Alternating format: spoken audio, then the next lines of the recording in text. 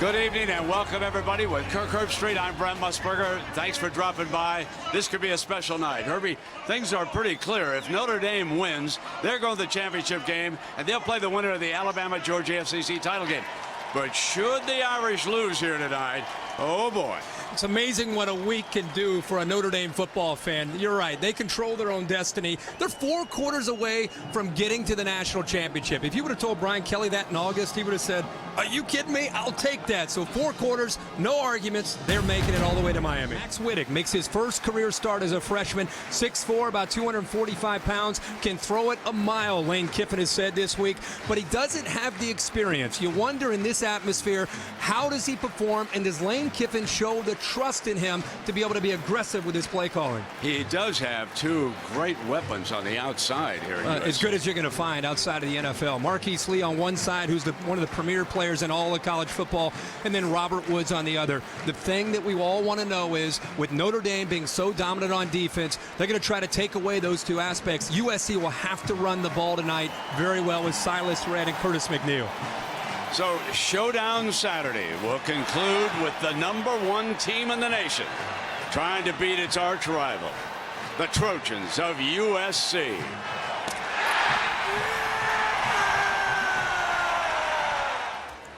In the LA Coliseum, much of the old buzz is back, mainly because of the top-ranked visitors. Can they go from South Bend through South Central to South Florida on a flawless night here in Los Angeles? Chris Fowler and Desmond Howard. We've seen the Irish 3 times this year. They've improved a lot, but this is the first time in the pole position with all the pressure.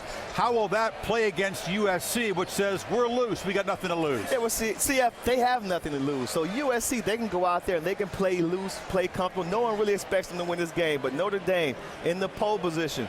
That pressure can affect you one of 2 ways. First, at the beginning of the game. That's when everything hits a fever pitch. But after the first series, you should really be able to settle in, whether it's the offense or defense. But then late in the game, if the game is tight going into the 4th quarter, that's when that pressure may start to come back on Notre Dame, because now they're starting to think we can't let this opportunity slip away. So those are 2 times I see Notre Dame possibly being affected by the pressure.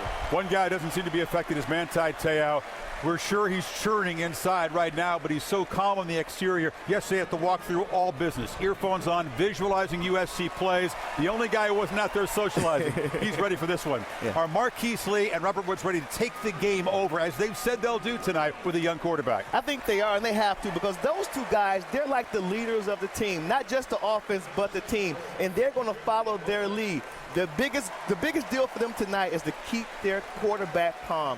Young Wittek, if he throws a bad ball, a bad pass, they got to come back to the huddle and say, hey, it's on me, don't worry about that. Keep him calm and keep him positive. They can ill afford for their quarterback to go in the tank in this atmosphere against this defense, CF. It's one thing for the receivers to take over.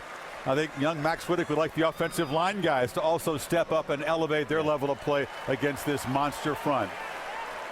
Manti Theo and Matt Barkley, who should have been on the field for his senior moment. Look at the respect. All class, Theo. A lot of respect. Massive disappointment for Matt Barkley not being able to be out there. He'll try to coach young Wittek. Brandon Kirk in the booth. The kickoff coming up after this message and a word from our ABC station. What a great scene here. Some of the Irish players, of course, with their final pregame prayer. Big East officiating crew here tonight. Our referee is Dennis Hennigan, and he will get the captains out at midfield, and we'll go down for the coin toss. Barkley, of course, one of the captains, will come out.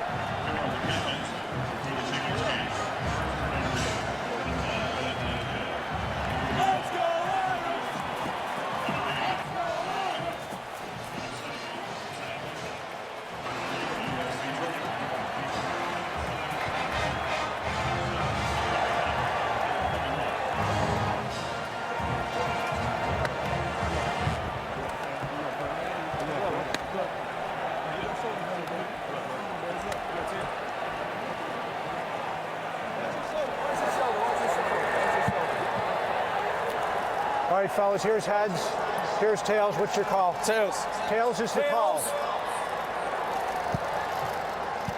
Heads, USC, you've won the toss. You have your choice. You're going to defer? USC has won the toss.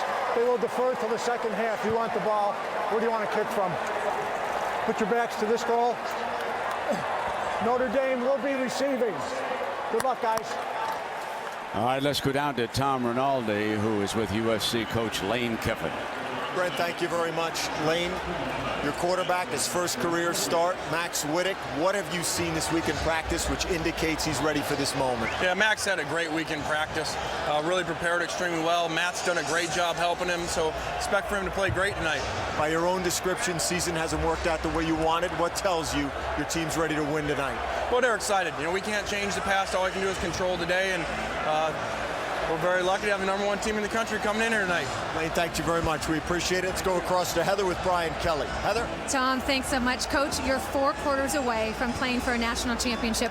What advice have you given your team about really staying focused on the here and now?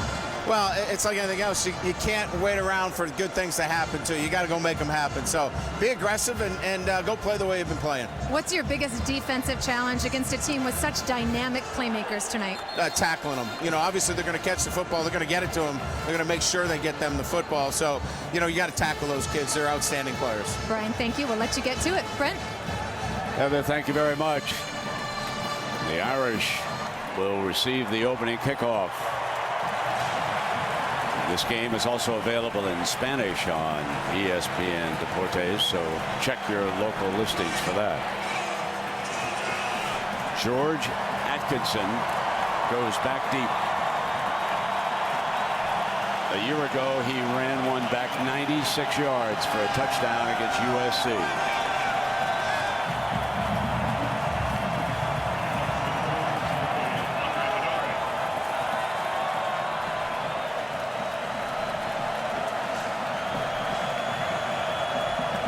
Wittek will watch the first series before he comes out.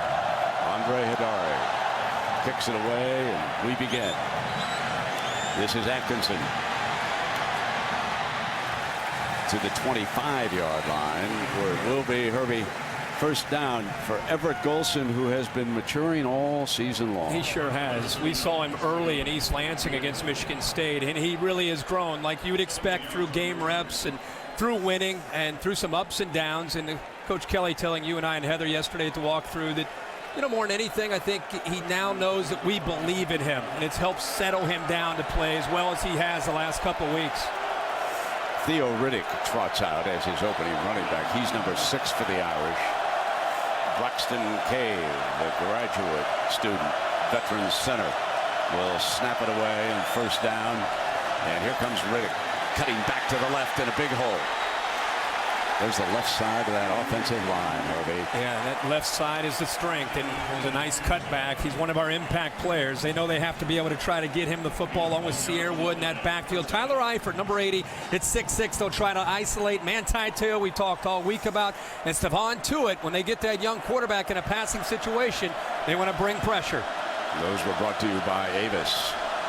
So after that run, Golson with an empty backfield fires his first pass. Toma juggles, hangs on, and barges into Trojan territory to the 40-yard line. Back-to-back first downs for the Irish. Well, they got 8 guys up close to the line of scrimmage, and they've got to be able to get out in coverage in a hurry. That time, Dion Bailey crowding the line, anticipating run on 1st and 10, did not get back in coverage, and good concentration there. They picked the tempo up here, Herbie, on this opening drive. Riddick again, and he picks up about 3 yards on this running play. So a little bit of a wrinkle here to start the game as the Irish trying to tempo this defense of USC, and they've had a lot of trouble on the defensive side of the ball. They sure have. 3 of the last 4 weeks against Arizona and Oregon, last week UCLA, just tackling out in space. They've got to be able to handle Riddick, Wood, and also Everett Golson when he pulls it down to run. And Atkinson has checked in as the running back. A deep set behind Golson. Play action to him.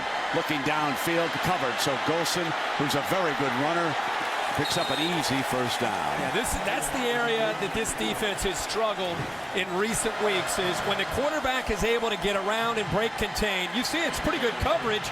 Toma does a good job of turning around and picking up a block, and that's the element that Everett Golson brings to this offense.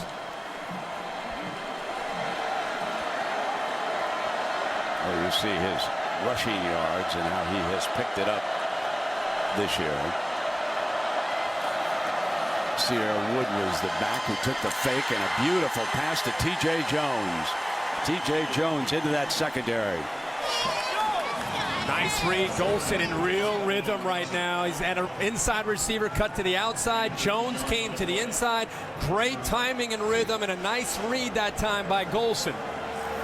Riddick back in. They shuttle running backs. First down and 10 in the red zone. Riddick cuts across the 10.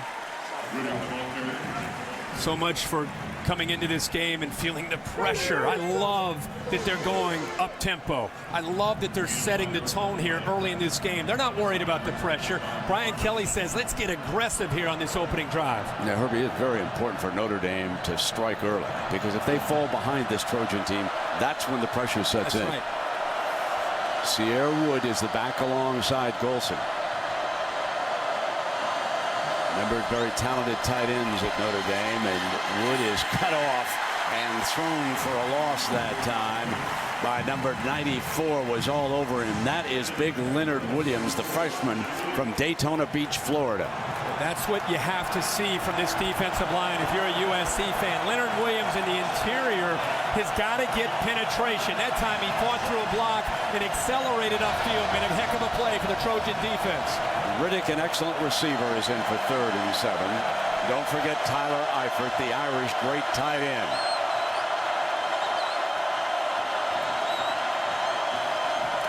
Five receivers. Golson steps up away from the pressure. Maneuvers end zone high and incomplete.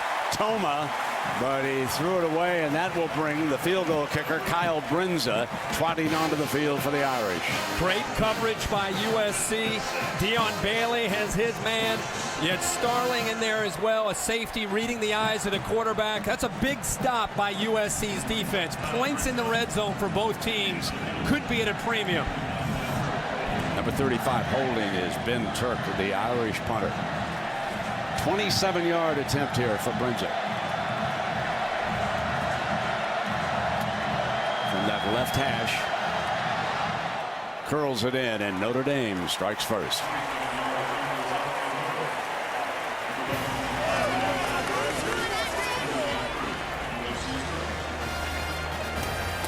Dangerous player in college football is Marquise Lee.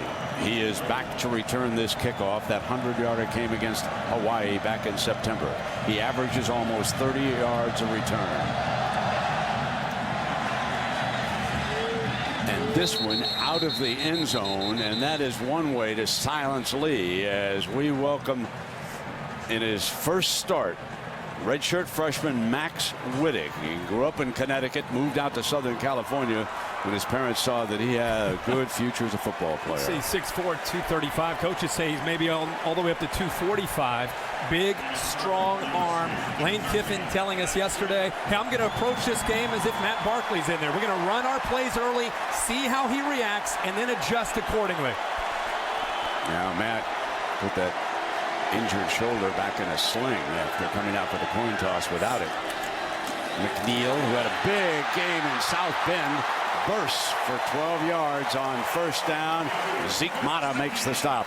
Notre Dame's ability to defend the run with their front seven has been a key all year. They like to keep their safeties back, especially tonight against Lee and Woods. They want to keep them back to protect their corners. Well, the problem is if you get blocked up front, you're going to give a back like McNeil or Red a lot of room to operate. So the SC running game not only takes the pressure off of Wittek, it also helps open up their passing game.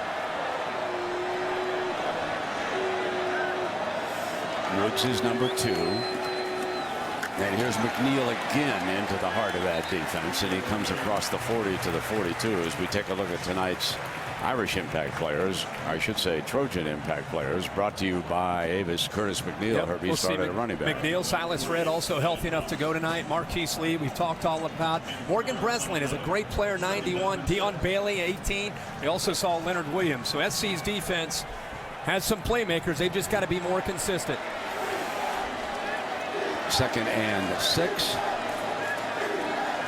And Lane Kiffin keeping it on the ground, gaping holes, and that figures to be another first down for McNeil, with Farley, the safety, making the stop. Watch Dan Fox, 48. Notre Dame guessing wrong here. He takes himself right out of the play with the stunt. They brought 2 linebackers, and they pushed him to the left.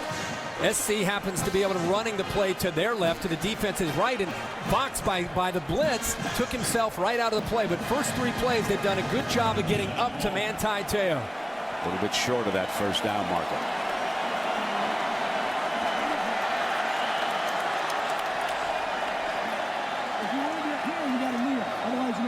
McNeil steps off behind the left tackle, crosses midfield, and the running game for the Trojans working beautifully on this first series.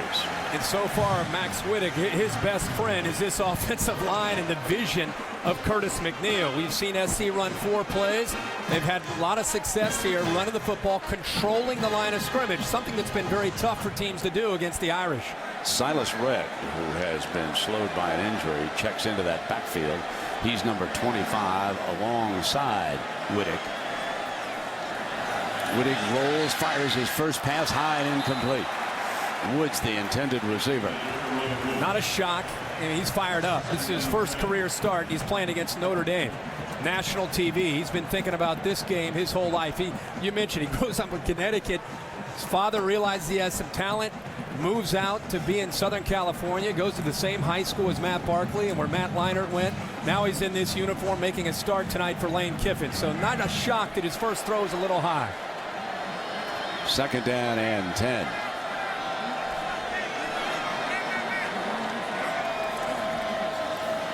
Fake handoff, goes deep, big arm, double teamed, firing to Lee. Off his hands. He had difficulty picking up the flight of that ball, and you can see the Irish strategy for Lee when he breaks deep. They're going to keep 2 guys on him, and they know that he wants to get vertical. The problem is he can still run right by Zeke Mata.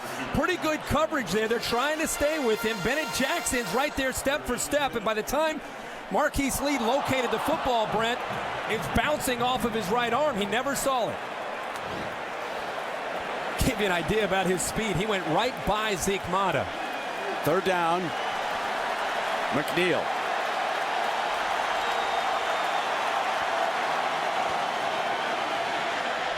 Wanted to set a screen pass up, and the Irish disrupted it. Lewis Moore was the defensive player. Yeah, rookie quarterback, 3rd and long. Lewis Moore's been around as a captain long enough. He's taking screen or draw. He took McNeil out of there. So Wittek goes to the sideline, and this will be the first punt with Negretti back for the Trojans, and Neal is the return man.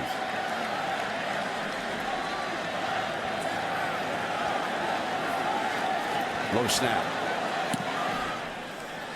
Hangs it high. Fair catch is the signal at the 11-yard line.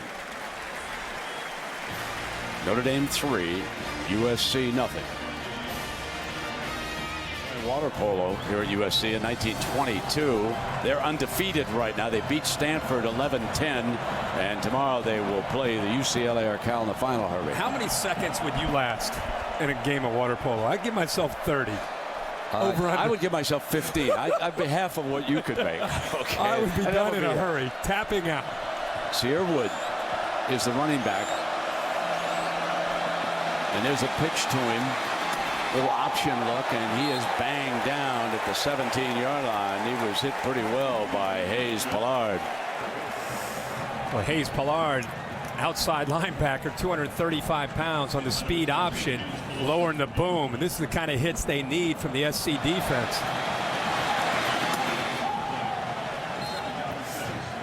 Pretty big seam to the outside there. Good blocks on the perimeter by the Notre Dame receivers, but they maintain this up-tempo here with Golson and the Irish offense. Wood, who is from Southern California, stays on the field. He's the option pitch man. Golson keeps it, bangs off a defender, still going, but well short of that first down. And again, it was Pollard, the active linebacker. Pollard and Lamar Dawson both. They've seen this all week. Notre Dame has had some success in recent weeks, most notably last week with that speed option. Monty Kiffin and Ed Orgeron getting this defense ready. When they get a certain look on formation and Golson runs to the outside, they take him out. Tommy Reese checks in from the sideline here on Kelly third down, and a timeout has been called.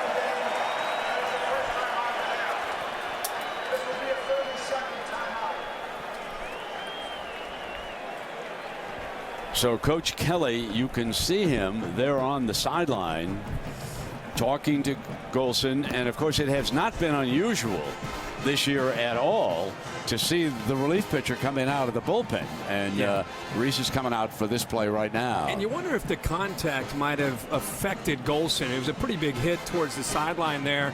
But the one thing that I think has been very clear is this is Everett Golson's team. He's been taken off and on throughout the year where they put Reese in. But maybe it's a catch your breath real quick, go back in the game. They need Everett Golson if they're going to win this game. And you know that he has settled down coming to the sideline several games that we've done. And he goes back in and he plays better. Exactly. Gives him a chance just to take a look at things. And Reese will throw it as soon as he comes into the game. No question. And I'm sure that SC is well aware of that because they've looked at the tape. That's McDonald, the safety, peering in. Speed rush, incomplete, but the defensive end might have been offside. I mean, he was just coming. It was Breslin, Brand on the end there. Coming off the edge, guessing the snap count. Offside, defense number 91. No question. 5-yard penalty, first down. And it's been that kind of year for USC's defense. It's not necessarily about individual talent. It's about small things that have added up to hurt them. Here's a third down and short. Breslin jumps early. It's a free play for Reese.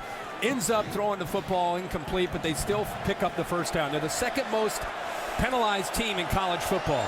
So it is first down and 10. Golson is back for Coach Kelly. And he fires complete to Riddick, and there he is. Watch one play from the sideline, come back.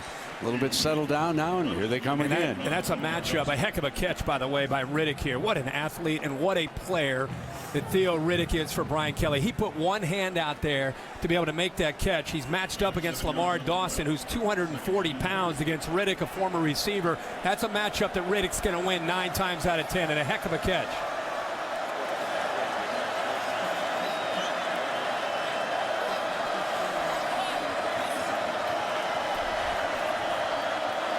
Riddick over on the right side of the formation. Option, there's the pitch. Riddick going to get cut off before he can get the first down at the 30-yard line by Lamar Dawson, an inside linebacker. Nice play by Dawson. Dion Bailey took away Everett Golson and that aspect of the option, and he came down and forced the quarterback to deal it. The difference is the speed of the USC defense. This is not Wake Forest. It's chasing down Notre Dame on the perimeter. This is SC with a whole different gear to be able to get to the corner. Third down and 5. The Irish check over to the sideline. Tyler Eifert has been shut out here so far tonight in the first quarter. Golson looking downfield. Now fires sideline, and Riddick again. First down. Again, Riddick, that hybrid offensive skill player. Nobody picks him up, and Golson throws his football high. Another phenomenal play by Riddick. Just nobody picked him up. I thought Golson might start to think about running, but he kept his eyes downfield and found Riddick all by himself. The defensive back, Shaw, keeping a tight eye on Eifert here tonight on first down and 10. You can see him at the bottom of your screen. Eifert trying to curl into the middle. He goes downfield and catch by Jones. And Jones picks up a first down across the 40-yard line. And the Irish moving again. Troy Nicholas, the tight end. He's going to clear Lamar Dawson out and just be able to sit him back just enough. And this gives you an idea of Everett Golson and how he can throw the football when he gets his feet set. He gets back, he's in rhythm, steps into his throw, and throws an absolute seed that time to Jones. Sophomore quarterback from Myrtle Beach High School, South Carolina. First down and 10. Offensive line gives him plenty of time. Here's Eifert's first catch of the game. Another first down at the 25-yard line, so they get Eifert into the box score. That's right, Brandon. You and I both know this is the mismatch. He has been all year at 6'6".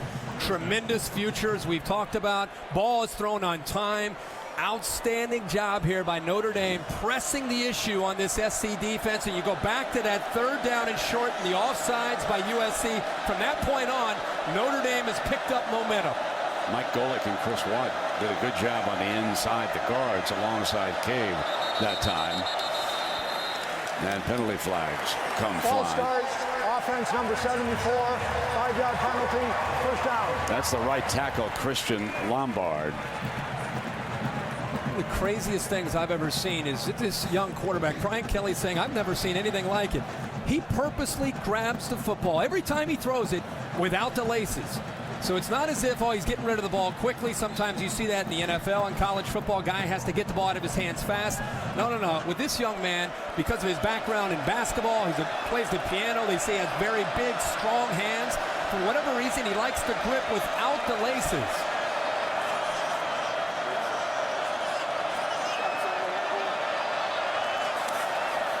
First down and 15. Here comes Riddick coming to the right side. And he barges to the 23-yard line on that run. Notre Dame teams in the past 15 or 20 years, you might see an individual player with some skill on offense, but I don't think we've seen a team in 15 or 20 years where they've had an abundance of skilled players and got a lot of different bodies and a lot of different guys out there that can win one-on-one battles.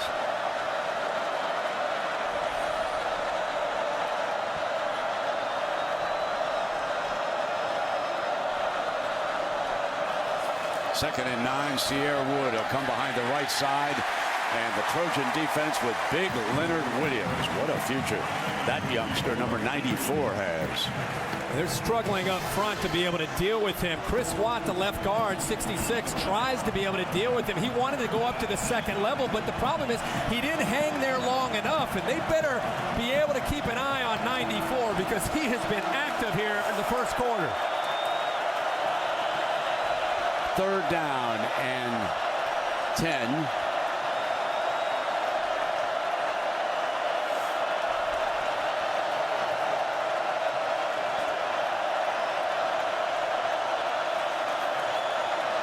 Golson fires quickly, juggle, first down, and there is Tyler Eifert, the senior from Fort Wayne, Indiana. Well, they try to get Shaw at 6'1", 190. This is the mismatch again problem. Whether you put a corner who's undersized on him or a safety who can't run with him. Well timed. The ball is thrown to the outside shoulder. Good concentration by Eifert to be able to secure the football after it went up in the air off his hands initially. It's interesting, Herbie. This is the corner that has caused USC all kinds of trouble. They were keeping Eifert over there. Now they motion him through to the left side to overload as a blocker. And they run Sierra Wood across the 10-yard line. But there is no doubt that they're going after that spot where they've used 3 defensive backs this season. Josh Shaw is really a safety playing corner, and Brian Kelly knows that. And if they can get him isolated, they'll try to take advantage of it, whether it's T.J. Jones with speed or Eifert with the size.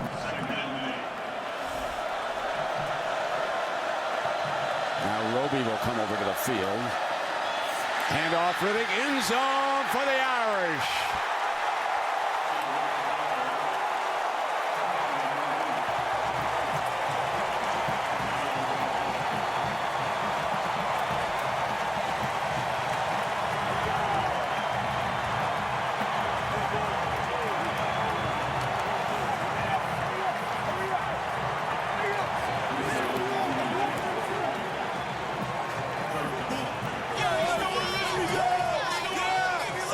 Brindza on for the extra point. And it's 10-0 here in the first quarter. Alabama pummeled Auburn. And so for the SEC championship, Alabama and Georgia will play next week. And if the Irish win here, they fully expect to meet the winner of that game in Miami the night of January 7th for the championship. First things first, Marquise Lee. Ever so dangerous. They kept it out of his hands by kicking it out of the end zone last time. This time, he's going to get a crack. It goes through his hands and rolls out of the back of the end zone. Go back to this touchdown, Brandon. It's a nice run, but I think the fact that formation, they got 4 wide receivers, they spread the USC defense all over the field, and then Lamar Dawson just doesn't fit right on his gap. He jumped to the left of the defense, and it's really good vision by Riddick here to be able to bounce it back to the left, and there's nobody left, but a good, well-designed play that time by Brian Kelly and Chuck Martin, the offensive coordinator. So Lane Kiffin's running game was operating well on their first drive. Then the passing game bogged down. So the redshirt freshman in his first start is going to put it up here on first down. Down 10. Comes back deep. Goes. And there's an interference call. Marquise Lee had gone deep on the freshman Russell. And this will be 15 yards and an automatic first down. They're going to take some shots. It's best to do it on 1st and 10. And, you know, if you're Notre Dame, this isn't the NFL, right? Interference, defense number 6, 15-yard penalty, first down. Instead of the ball being placed at the 20-yard line, he realizes it with Lee's speed. And by the way, now we're really starting to see Wittek, how far he can throw the football. That was over 60 yards in the air. But this time Russell just says, you know what, I'm going to grab that arm, I'm going to take him down and not potentially give up this touchdown. Gives the Trojans a first down on their own 40-yard line. Short drop, and they put it into Lee's hands with the short pass, and Jackson makes the tackle for the Irish, the other corner. It's his first completion of the night. Just try to get him to settle down and be able to execute this offense. You know, but when you think about it, both those long passes were very well thrown. Absolutely. The last one was almost a touchdown. The one before that, Marquise Lee just couldn't find, but the ball was well thrown.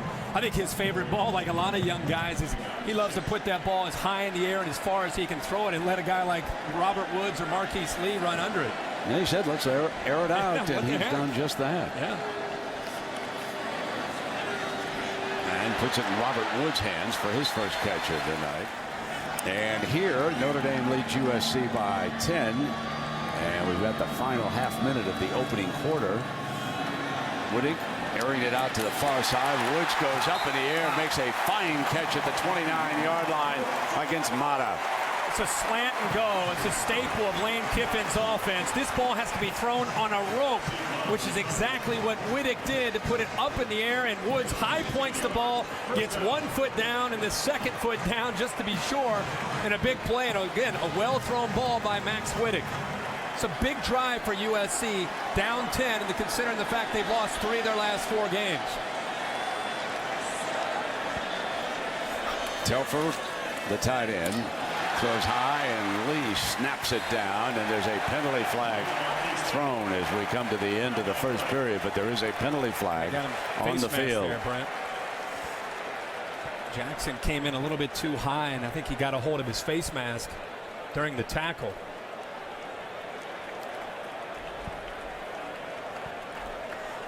Wittek's in a little bit of a groove here this drive. Yes, he is. Throwing on 1st and 10.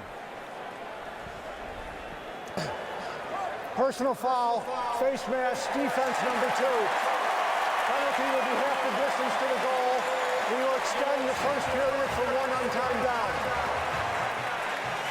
It comes in high, left hand.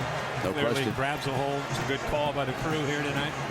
The period cannot end on a penalty against the defense. So they will have another play here, and the Trojans have moved to within striking distance. That ball is going to be spotted half the distance just across the 12-yard line. So this the final play, unless of course there's another penalty. Lee goes out to the right. Grimble is the tight end on the right side. And that'll bring the period to an end on McNeil's run. So the Irish jump ahead 10-0 in the opening quarter. USC threatening against a defense that has been outstanding in the red zone as we take a look at tonight's UPS efficiency update.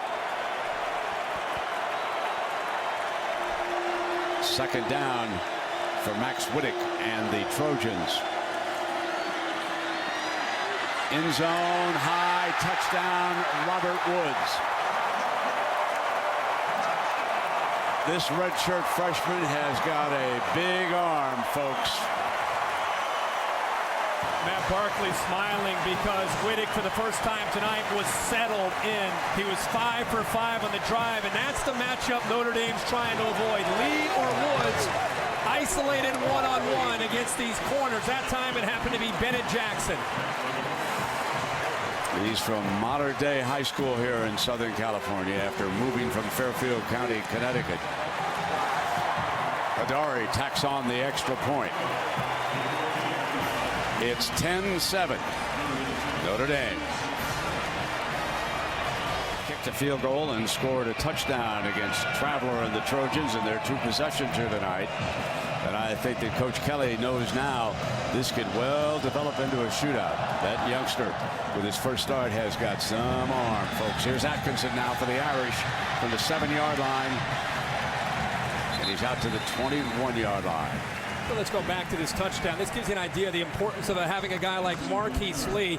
2 defenders are going to try to take him away. What happens is it frees up Woods to be able to get isolated one-on-one. Watch the 2 defenders bracket Lee. They're so concerned about it. See how they lock in on his movement? Now Woods can work out individually one-on-one and be able to take Bennett Jackson over the middle, and he pulls away from him. That's the concern when you have 2 elite wide receivers to try to defend. Now it's Everett Golson who's thrown for 100 yards. Back to Sierra Wood for even more yardage. And out to the 30-yard line and close to that first down. Little slip screen to get anything you can do to get the ball to Riddick or to Wood. Right now, not to jinx Everett Golson, but we're talking a lot about Wittek. Golson 8 of 9 for 109 yards. And right now just making really consistent decisions and taking care of that football.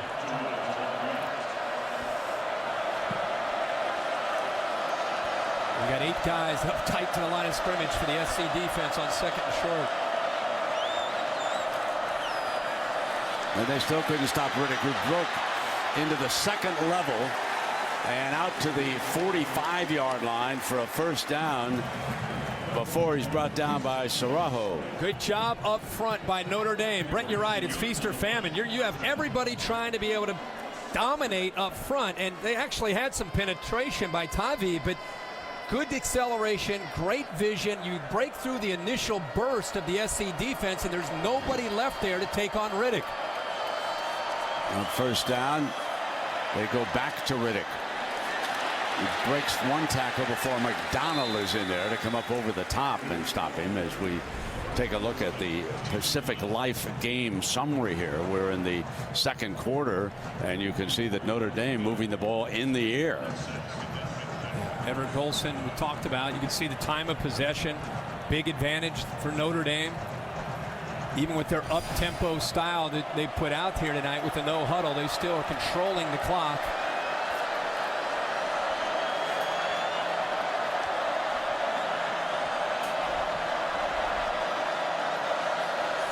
Second and 6. Firing complete to Eifert. The first down will depend on the spot.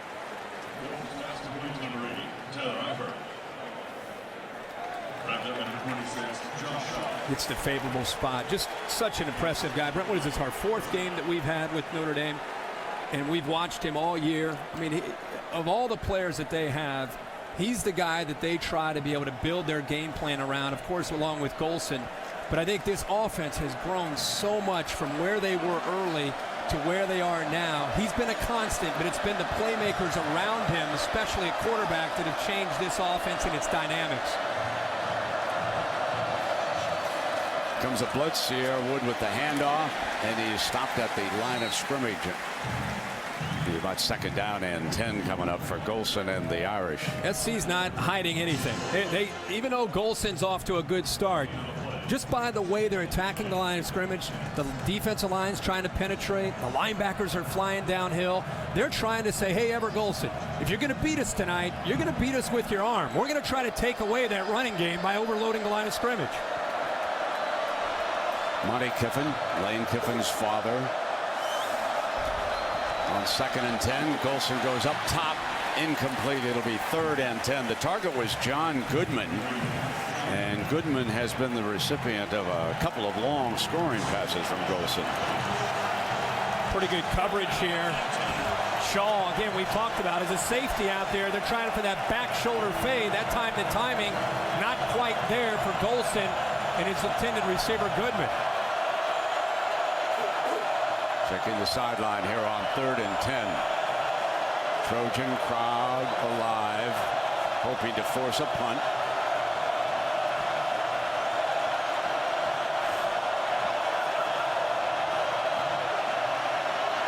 Pocket holes, fires, and Riddick, the receiver, across the 30-yard line. And Riddick has been a weapon. He's a converted wide receiver running back.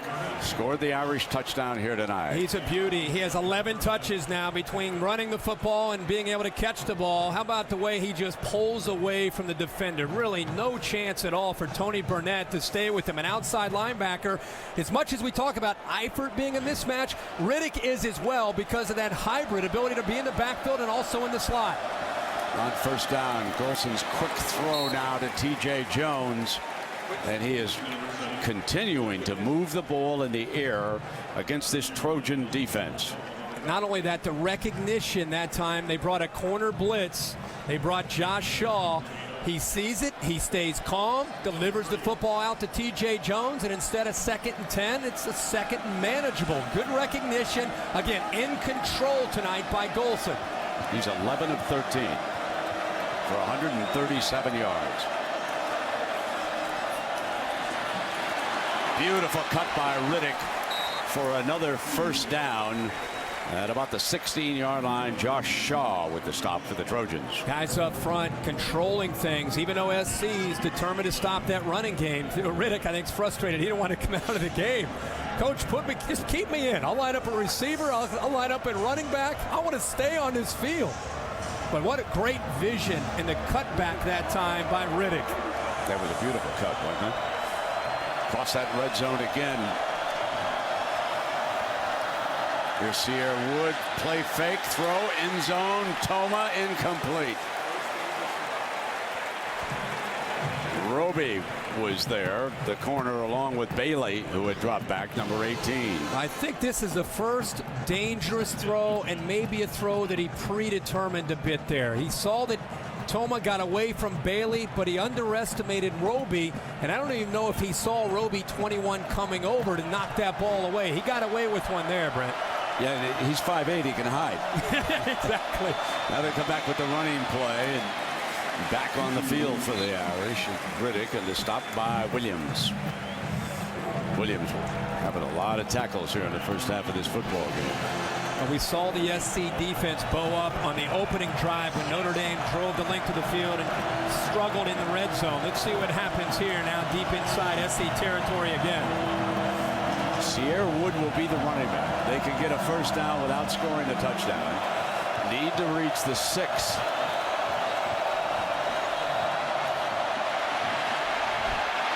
Golson still alive. Fires, end zone, incomplete. Eifert was covered down there in the corner by Shaw as Golson stayed alive, and the field goal unit will trot onto the field. Here comes Kyle Brindza. I think that time Golson, when things broke down, he wanted to try to maybe pick it up with his feet, but that time Monty Kiffin made a call on 3rd down to spy with Hayes Pollard and took that potential of that threat of scrambling away. Good job of just throwing that away that time by Golson. So it's going to be a 29-yard field goal attempt.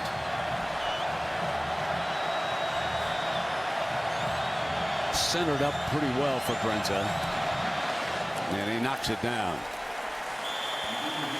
So they've handled the ball 3 times. They've got 2 field goals and a touchdown. They lead a very dangerous USC offense.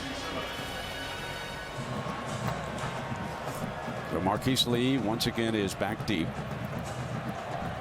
Brindza will put the ball on the tee. Nelson Aguilar is back alongside him back there.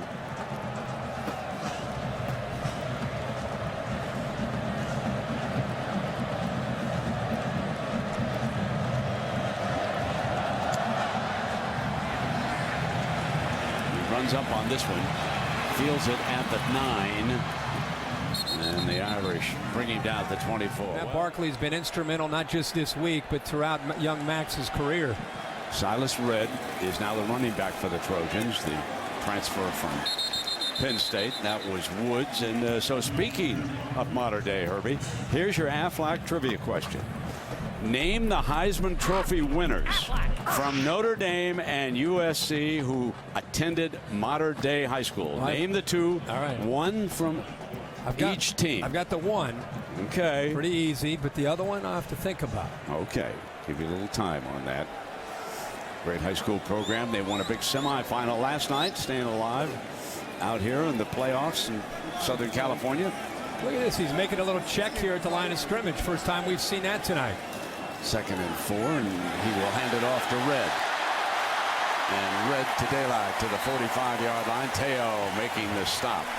What he saw is the defense slanting. Look at that defense slanting down, and look how easy it is to bounce Silas Red to the outside. Gets around Calif, but that defense took themselves out of that, and he recognized the coverage, which would have affected the defensive line slanting back to the inside of the field. Good recognition and a quick cut that time from Silas Red, who's in the game for McNeil. Marquise Lee checks out, and Aguilar has replaced him as a wide receiver right now on this 1st and 10. We're going to run Red behind the fullback. Daylight 40, 35 to the 32-yard line. A powerful run behind Vanuku. Soma Vanuku from Eureka, California, the lead fullback. Vanuku does a good job. Silas Red only 3 carries last week. He's had that left ankle that's been bothering him, but boy, does he look fresh tonight. Nice acceleration, but outstanding blocking on that time by SC to get up to the 2nd level of that Notre Dame defense.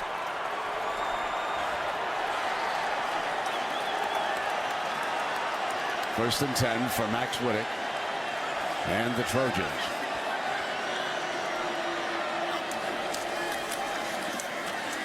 Coming back with that running game for a yard and wrestled down by Shimbo. And okay, the Aflac trivia question. Can you name it? Go ahead. Who's the one you know? Matt Leinart is one. Yeah, the other no one question. you're going back on. My generation. Okay. You take it from here, man. One of Ara Parsegan's guys. Down and 9. Pump fake. Riddick looks back to the right and comes in underneath to the fullback. This youngster is better than advertised. Oh, man. You know what this shows you is that his preparation throughout the year is what's been unique. Look at him come off this, a little pump fake. Now he's looking for Marquise Lee, and then he comes to his 3rd option, finding his fullback leaking out. He's looking downfield thinking Marquise Lee. Notre Dame takes that away, and his fullback's waiting out in the flat all alone. But it was how quickly he came off of those reads and dumped it down that shows you that his preparation all year is what's really helped him. Absolutely. He's been a cool hand Max here tonight, hasn't he? First down and 10. There comes Lee on that end around. Irish are ready for that play. Foot race. They surround him, and down he goes. You always want to keep the edges to your defense. And this is tremendous speed that SC is facing. Danny Spahn did the best that he could before Zeke Mata could get there. Those two have been busy on the edges. With all this speed what Lane Kiffin has, with Marquise Lee, Robert Woods, you see Silas Red, Curtis McNeil. You can't allow him to get to the perimeter because it's going to open up so many other aspects of the offense. Really, Riddick missed his first 3, and now he's gone 7 in a row. He figures to be throwing here again. But no, Lane Kiffin wanted to keep it on the ground, and he did not throw it. Are you surprised they didn't put it up down there? Yeah, a little bit. He's had a lot of success here on these last couple drives by throwing on what you would think would be running downs. Now we're going to find out. This is where Notre Dame is at their best. They get you to 3rd down, down inside the red zone. This is where, if you don't have a quarterback that has a chance to make a quick decision, if he holds on to the ball too long, tough to execute down here against this Notre Dame defense. He's going to put the big 2, Lee and Woods, to the left side of the formation. Lee is going to be a slot man over on the left. Woods is outside him. Irish show fumble the snap. First mechanical mistake of the night by Wittek, and it was a big one because it came on 3rd down, and it will bring the field goal unit, Andre Heidari, onto the field. Brent, watch his eyes. I think his eyes are looking downfield when the ball is snapped. Just a mix-up between he and Holmes. He's looking at the motion, all of a sudden the ball is snapped. And he's lucky he was able to field that. I don't know if he has any baseball in his background, but he was able to come up with that. I don't know if that was Holmes' problem that time or Wittek, but they were fortunate that they were able to jump on top of it. And he told us he had no basketball experience, but maybe baseball. Who knows? There's a 40-yard field goal attempt for Heidari. Looks long enough, slides it through, and we've got a 3-point game. Andre Heidari from Bakersfield, California, hits the field goal. It did end up crossing midfield, but it was not pretty. This is going to be Atkinson coming out from the goal line now. Atkinson, that great speed, and he's well short of the 20-yard line. The Trojans very aware of that, and Herbie, as you pointed out, great team speed here on the USC. So we'll take a break, come back. It's 13-10. Notre Dame leads. For the Irish with Everett Golson up under center. Notre Dame has scored on each of their 3 previous drives, 2 field goals and a touchdown. And Atkinson is stuffed by Dawson on first down. And now let's send you to Robert Flores for SportsCenter right now. Robert, the SEC with 2 big wins against the ACC already today. South Carolina trying for a third. Here's Golson rolling, throws low, picked up. That was very close to being incomplete. They're saying it was in bounds on it as Toma. That was Roby over there, the cornerback. When I first looked at this, Herbie, I thought the end of the football might be on the ground. Well, yeah, it looks. What do you think? Looks like an incompletion to me. And not only that, before the ball is ripped out, he's 2 or 3 yards out of bounds. That ball looks like half of it's touching the surface. You could see some of the turf came up too when he picked the ball up. Stop it and take a look at it. I think there's pretty strong visual evidence, eh? You sure do. The play is under further review. You stopped by and saw the boys for the game. Said hello to some of the guys here in the Pac-12. Herbie, you made a point about the USC speed. Well, they do have speed, and I think they're really kind of starting to get a little feel here on this series anyway. That ball clearly is touching the ground. I mean, there may be some kind of debate about whether or not he had possession of the ball, and that the fact that the ball touched the surface, it didn't have anything to do with him possessing it. But I think the ground did, in fact, help him out. But yeah, I mean, this is going to be. I think SC staying in this game when it's 10-0 Notre Dame. Here's a team that was preseason #1. Season hasn't gone well. Your superstar quarterback is out. You've lost 3 of the last 4. Lane Kiffin has said it's been a disastrous month in November. You're down 10-0 against #1. The fact they were able to fight back, and now they're down 3, 2:27 to go to the half. That was big. Showed a lot of heart here. And we'll see a long way to go here in this second half. After further review, the pass hit the ground before the receiver gained possession. Incomplete pass, 3rd down. So instant replay will send the ball back to the original line of scrimmage, where it'll be 3rd down and 10 now for Everett Golson, who was 11 of 16 for 137 yards. T.J. Jones will go off to the right. Toma will slot there. Nicholas, an extra tight end, checks in.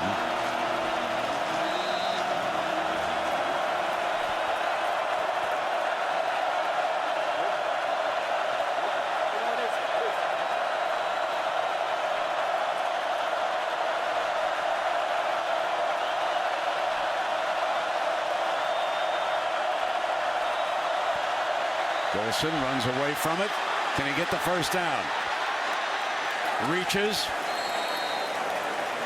Very close, but I'm not sure that he got it on the spot. Bailey bringing the Irish quarterback down. This would bring up a 4th and inches here.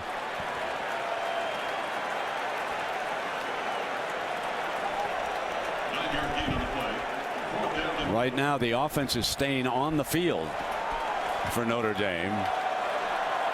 But now Ben Turk moves off the sideline. With everything at stake, that would be a gutsy call. But, you know, USC didn't spy that time. They dropped back in zone, and it gave Everett Golson a lot of room to work with there. almost came up with a first down. Looks like Brian Kelly's going to call another timeout.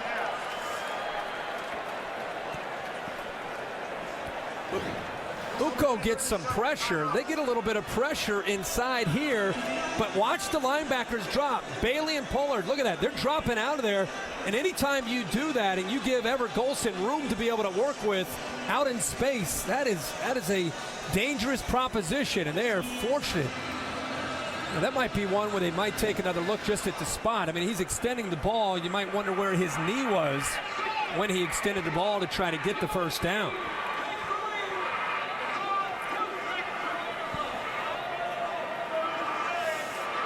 I think he wanted somebody to make sure they took an extra look at it upstairs, too. And he chat with Golson over there on the sideline. And Woods goes back deep for this punt from Ben Turk.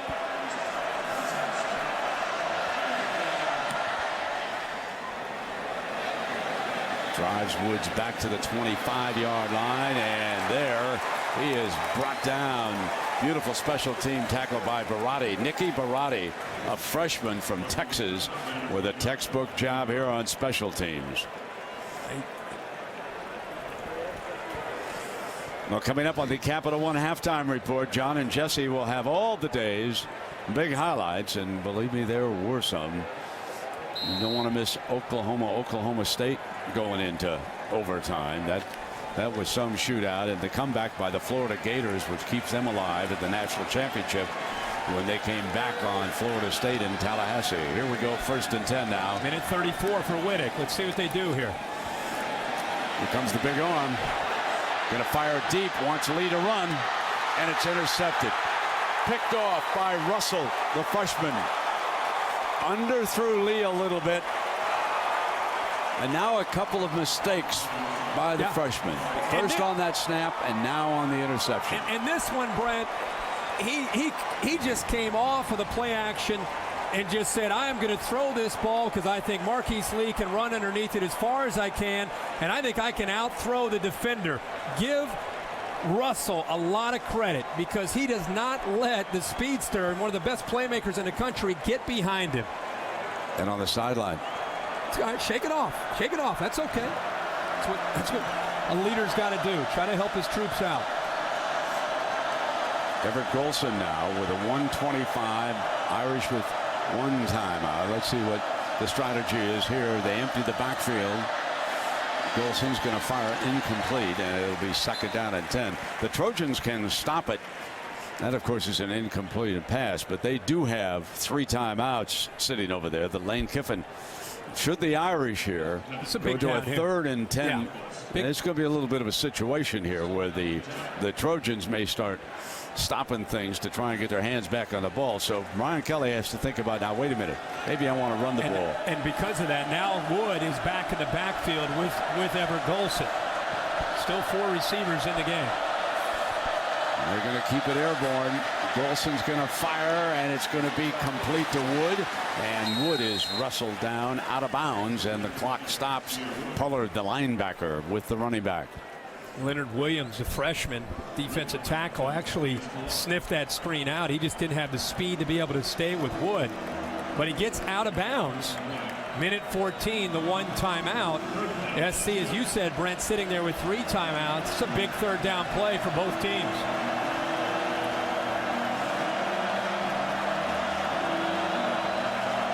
Riddick is on the field as the running back. The Irish want this yard. And Riddick, who has been their best running back tonight, picks it up.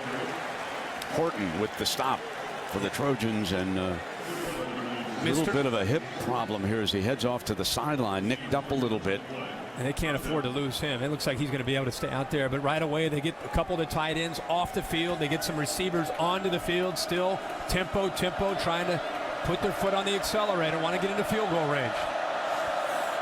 51 seconds left. Golson fires on the run beautifully to midfield, and that is John Goodman. Here's an interesting story, Herbie. Boys, you watch Goodman. First, check this out. Yeah. Goodman is, Brent, you said it earlier, he's come up big here the last couple weeks. Maybe a little bit of a hold there they get away with, but the arm strength from Everett Golson on the move, boy, he can really throw it, whether he's in the pocket or on the move. He was Tyler Eifert's quarterback in high school back in Indiana. And here he is as the wide receiver with a great tight end. Golson firing again, Toma, and that's a first down. That'll stop the clock. Anthony Brown now on the field for the Trojans in that secondary. And they're getting close now, Herbie, to field goal range. And I love the confidence that Brian Kelly again is showing in Everett Golson to be able to take this football, and instead of just taking a knee, instead of just saying, hey guys, we're up 13-10 on the road, he says, I believe in you. He showed us that in the Oklahoma game when Oklahoma tied up the game at 13. He got aggressive with his play calling. Here we are, a pivotal possession at the end of the first half, and they still want more points. That shows you a lot about how Brian Kelly feels about Golson. Brindza's long is 47 yards against Michigan State back in September. Now checking the sideline on 2nd and 10. Ball at the 35. So they're sitting right at that number right now. They'd like to pick up a few more yards here if they can on 2nd and 10. Golson fires middle, and dangerous. Eifert the target, and Bailey with the defensive work there for the Trojans. This is where Deion Bailey is a former defensive back. He's just reading the eyes of Everett Golson. He was way off to the left this time, just kind of eventually moved over and got in the way of this. If he doesn't make this play, obviously that's a big catch for Eifert, but Bailey comes out of nowhere to knock that ball away. 3rd down and 10. Checking the sideline. 10 seconds left on the clock and the one timeout. They've got to sit down in the middle of the field and get that timeout as soon as they can or work the sideline. Golson looking middle. Golson in trouble. Golson dances away. Other side of midfield. Got to throw it away. Boy, 1 second left. Only thing I'm thinking about as he's scrambling is not just can he find a receiver, how much time is he going to take there? Boy, did they catch a break there just to have the 1 second left to at least attempt a field goal here. And Golson is reaching for that hamstring on that play.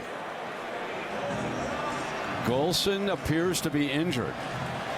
And we'll get that story checked out. And here comes Kyle Brindza. This would be a career long. Last play of the first half. Timeout, USC. That is their first timeout of the half. This will be a 30-second timeout. Let's go back, and I want to take a look at Golson here. Brett, when he broke away from the pocket initially, he had some unusual steps there where his feet kind of got caught. There's Uko. Horton's chasing him. There, his feet kind of get caught there. Doesn't seem to break stride as he's trying to throw the ball. Well, that might have done something there. Absolutely. He might have tweaked it on that initial throw. The way he pulled up over there. Yeah.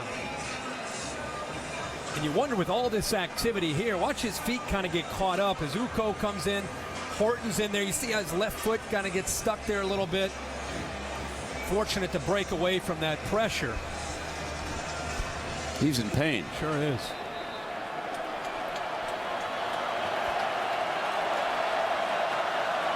This would be a career long.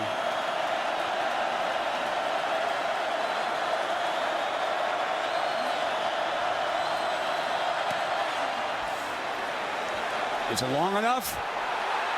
Yes, a career field goal for Kyle Brindza as the first half comes to an end. But the bigger story is the condition of quarterback Everett Golson. Let's go down to Heather Cox. Brent, thanks so much. Coach, you just went and checked on your quarterback, Everett Golson. What indication do you have about his status for the second half? He's just cramping up, so we'll get him some fluids, and he'll be fine. Coach, thanks so much. Now let's go over to Tom with Lane Kiffin. Heather, thanks very much. The biggest question was about Max Wittek. How would you assess your quarterback's play in his first half? I think he's doing well. Obviously, for a first start to come in versus #1 defense in the country, he's doing good. We got to get off the field on 3rd down on defense right now. It's killing us. Lane, appreciate it very much. Brent? Excellent. Now we're going to send it to the studio. John Saunders and Jesse Palmer for the Capital One halftime report. Leading USC 16-10. Everett Golson trotted out of the tunnel, is taking snaps. For a report on his condition, let's go to Heather Cox. Heather.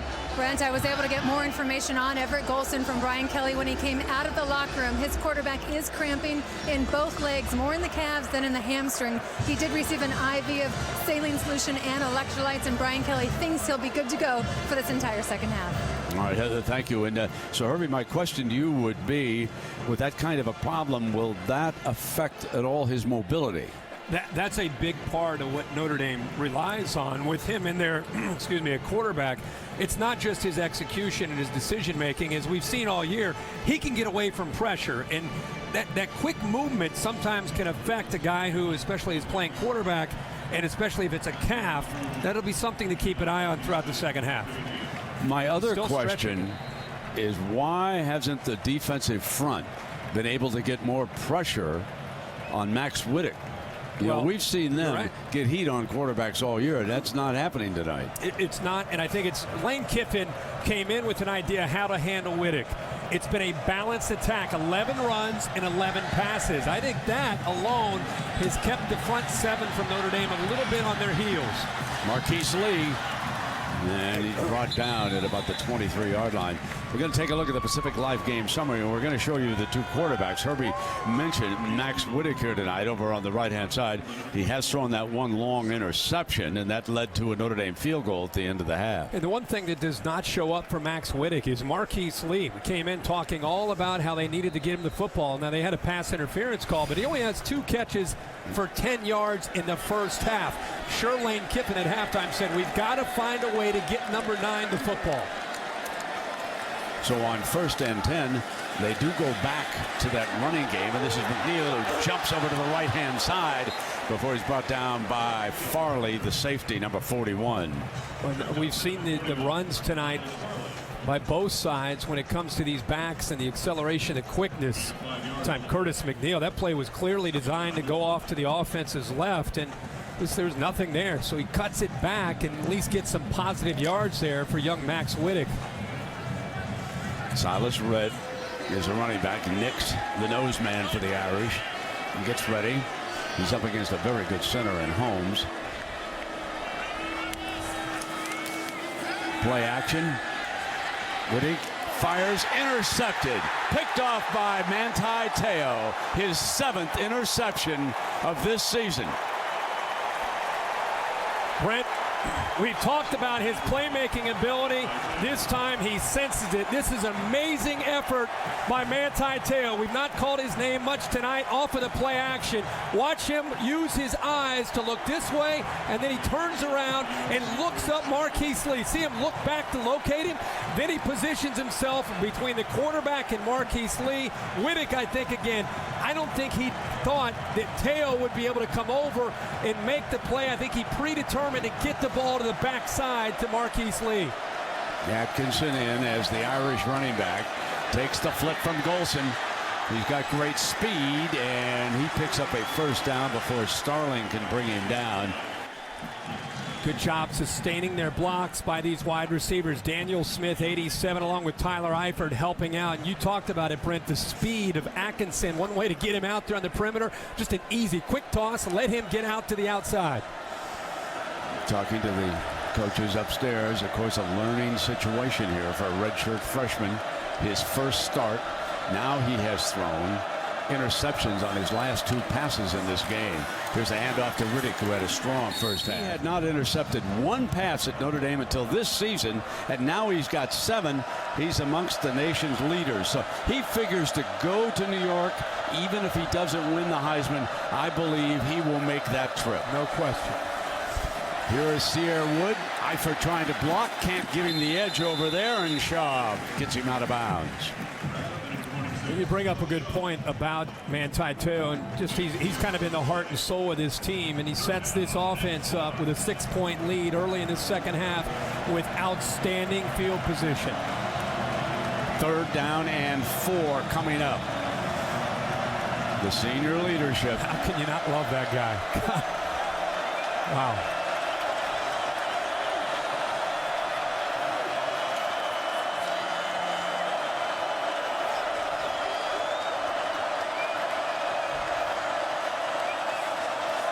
Golson checks that direction, gets up over the top, jump ball, and Eifert couldn't hang on. Shaw is there, but Herbie, you put the ID on him, and they were going to Eifert that time for sure. Well, they walked up to safety, T.J. McDonald, and this is a matchup that they will have to be able to take, put it up in the air where Eifert can make a play on it. Clearly underthrown is the only reason. That's not a touchdown for Eifert and for this Notre Dame offense. So Kyle Brindza will attempt to make his 4th field goal of the game. A career long at the end of the first half. This now is a 34-yarder. This for Brindza's 4th field goal of the night. Pulls it to the left. 3 of 4. So the interception by young Max Wittek does not come back to haunt the SC team. The most sought-after trophy in college sport. The coach's trophy presented by Dr. Pepper, and that will be awarded to the winner of the 2013 Discover BCS Championship game in Miami on the night of January 7th. Some of those fellas are here tonight from the Orange Bowl, and of course they'll go down to the locker room and shake Coach Kelly's hand if the Irish win this game. Wittek 7 of 12. Last 2 pass attempts have been intercepted. This one a high percentage throw to Marquise Lee, and they have not been getting the ball to him for a yard. Bennett Jackson is there. You know, Max Wittek has had some moments where he's been pretty happy and some other tough moments. The bad snap, and here towards the end of the first half just puts it up where Russell makes the easy interception. And then to start this second half, throwing backside to Marquise Lee where Manti Theo comes up with a pick. Now remember, this is his first career start. He's a freshman. Let's see how not only he performs, but let's see how Lane Kiffin calls the game after a couple mistakes by Wittek.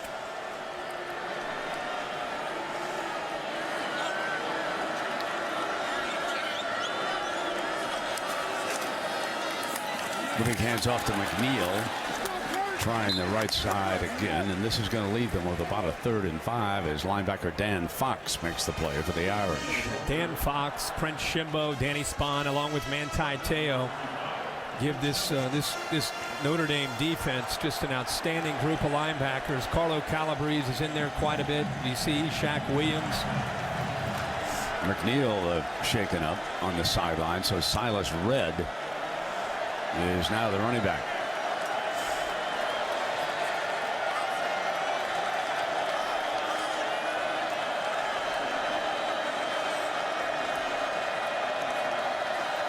Third and 5, and Big Nick's is getting through this time. And let me check that. That was Lewis Moore, number 89, the 6'4", 300-pounder from Weatherford High School, Texas. And 89 did some job here. Yeah, he is right between the left guard and the center. And talk about quickness and just to be able to maintain your balance. He gets right between Martin and Holmes, the center. And that time, Wittek just didn't have much of a chance. He didn't quite feel that. And that's really good quickness up front from a 300-plus defensive lineman. McGrady punting, and Neal back deep for the Irish, who are going to have decent field position here again. Fair catch right about the 39, 40-yard line. We'll take a break. Notre Dame leads USC, but only by 6. When the bus comes down from Eugene to the Coliseum, you always come down the coastline, don't you? Great watching games in there today. Now Golson, and he is down at the 37-yard line. Herbie, have you seen anything that would lead you to believe that the mobility has been affected at all here? Not quite yet, but I think it's worth definitely keeping an eye on, because when you are cramping, that's something that can come and go. And depending on the movement that you need and how quickly you use, you know, in his area, it sounds like from what Heather was saying, his calf, it can tweak it just like that, and he could be back on the sidelines, and Tommy Rees could be back in the game. Riddick is alongside, and he'll get the handoff. Busts the tackle, still going to the 40-yard line. He's a tough rascal to bring down here tonight. You wonder, so far it doesn't look like anything's affecting him, but his ability to run the option game for Brian Kelly is a big part of the plan coming in tonight against USC's pressure. And after that, you wonder if they shy away from the call or the design quarterback run. Need 9 yards on this third down. Toma and Goodman are to his right.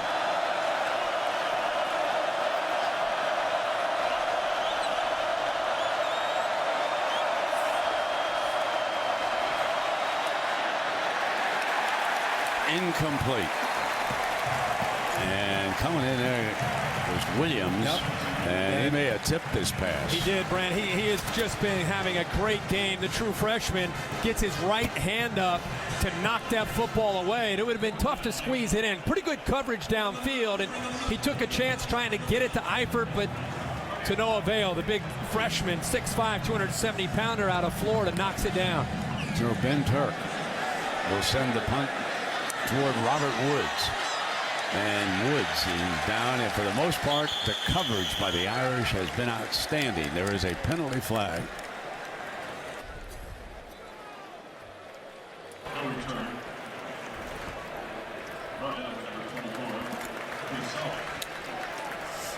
He may have them repunt this. That's why the ref's going over there. Yeah. And they have the ball right now at their own 15-yard line. 5-yard penalty. Definitely want to have another shot at this. There's no question. For the most part, Notre Dame containing the big playability of USC, whether it's special teams or just trying to make sure the emphasis was tackling all week. On this re-kick, advantage Woods. Your coverage men have already had to run downfield once. Now they got to go back to the line of scrimmage further back and come down. And Woods is very dangerous.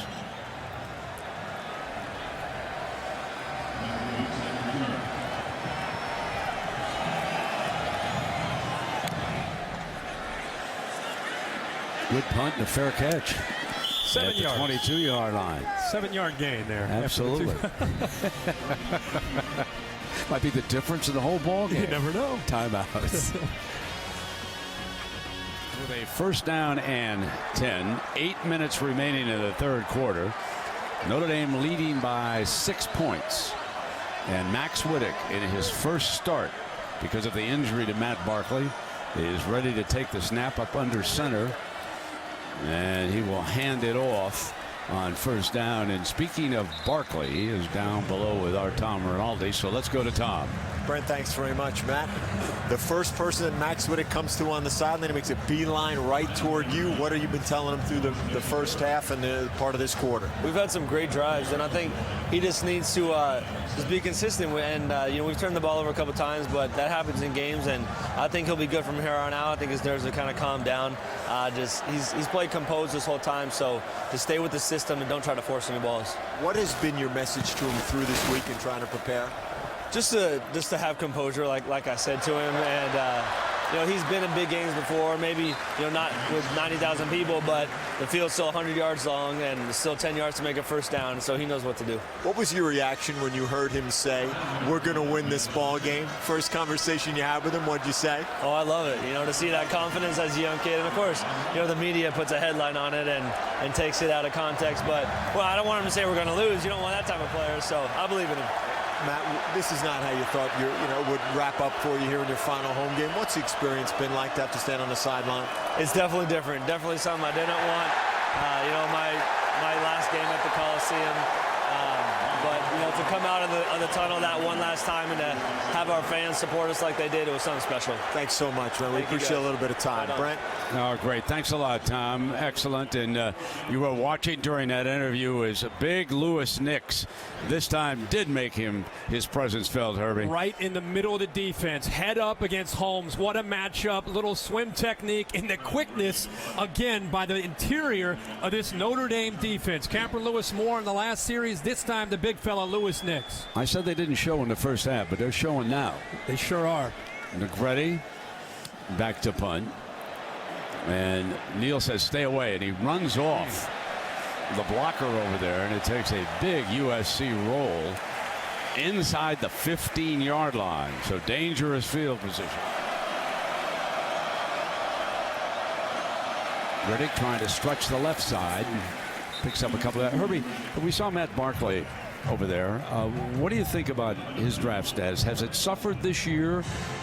He's thrown 15 interceptions, which is not good for him, but the team's lost 4 games. What's your feeling? You know, I think because he has had such a great career, once he sits down with the NFL personnel and they have a chance to talk to him, find out about his football IQ, he gets his personal workout, I think they will fall in love with Matt Barkley and everything that he has to offer at that next level. I think he'll be a great pro quarterback. Atkinson has checked in as the Irish running back on this 2nd down and long. Play action to him, and here is Golson taking off. Not the same. Doesn't seem to be the same. I mean, he still has the ability to get outside, but he just seems to be favoring it just a little bit. Not quite what you'd expect from him when he breaks contain and tries to get upfield to be able to pick up that 1st down. Comes up just a little bit short. Well, here's a 3rd and 1, and Riddick will be his running back. Troy Nicholas, number 85, is one of the tight ends. T.J. Jones, 7, the wideout. And they'll put Golson up under center if they want to go right straight ahead behind Cave. They do not. They want Riddick to go behind Cave, and he breaks to the 2nd level for a 1st down. But they did go behind Chris Watt, Braxton Cave, and Mike Golick in the middle. Watch Mike Golick Jr., the right guard, pull around and lead him through there, and does a nice job with a seal block to get Riddick up to the 2nd, even the 3rd level. If it's not for Starling there making that tackle, if he's able to shake him, he might have taken that all the way to the house. We owe Golick a good replay. After that trip to Boston, I talked to Mike yesterday at the walkthrough about that. He said, man, my dad was killing me. 1st down and 10, and here comes Riddick. Oh, Riddick has been a tough hombre on that. T.J. McDonald, the fine safety for the Trojans, battles to bring him down, but Riddick is headed for a 100-yard game here, and now McDonald a little bit shaken up as he gets up. I mean, Riddick has been punishing people. He has 16 carries, 93 yards. He has 3 catches when they've lined him out at the slot. Just an invaluable player, and gives them such versatility on how they try to attack defenses. There's play action on 2nd and short. Got a man on the far side. It's Eifert. Eifert's free from the corner, and Eifert still going across the 25-yard line. They've been trying to get this matchup throughout the night. It's Eifert against Shaw one-on-one. Shaw slips down. Let's see if Eifert, it looks like he stayed in bounds, but just a matchup that you'll take. And we talked about it earlier. If it doesn't work the first time, go back to it. He's definitely in bounds, picks up huge yards. Good job by Golson putting it up in the air to let the 6'6" tight end make the play. 36 yards on the play. Puts it across the 25-yard line. 1st down and 10. And here's the hand to Riddick. Riddick's cut off, battles back, makes the most out of that. He did that on his own. He was cut off on the hole. Well, the defensive line, the speed that time, they took that play away. Uko just really did a good job of getting penetration. It looked like it was going to be a 2 or 3 yard loss, and he just put the brakes on, cut all the way back against the grain, and somehow picks up 5 or 6 yards. Remember in the 1st half when he didn't want to come off the field? The assistant coach was explaining. They're leaving him in now, and he's slotted to the right. So Riddick is staying on now in this 2nd down and 4. I think he proved his point here on this drive. You want those Warriors out there on the field. A couple of minutes remaining in the 3rd quarter. Golson goes end zone. Good man up in the air. Couldn't hang on. And Brent, they're going after Josh Shaw again. You know, you and I and anybody who's watched USC this year. Looked like the penalty here on Notre Dame, but again, they're basically what's happened here is SC's got to make an adjustment with if they leave Josh Shaw isolated one-on-one against one of the bigger receivers, they're going to go right after him every single time. This time it's Goodman, who's 6'3". Shaw, who's a transfer from Florida, is a safety out there isolated one-on-one. The holding call was on Chris Watt. So that ball comes back now to the other side of the 25-yard line. They do get 2nd down over, and this time Golson keeps it and barges back across the 20. So it becomes a little bit more manageable now here with 3rd down. And the Irish are leaving USC in the game. They have not been able to finish these drives with touchdowns. They've had 3 field goals to go along with their 1 touchdown. They need to finish a drive. They are still in harm's way. 3rd down and 4. Golson checks over to that sideline. The entire state of Florida is up on its feet, at least the Gator portion of it, saying, stop them, Trojans, stop them.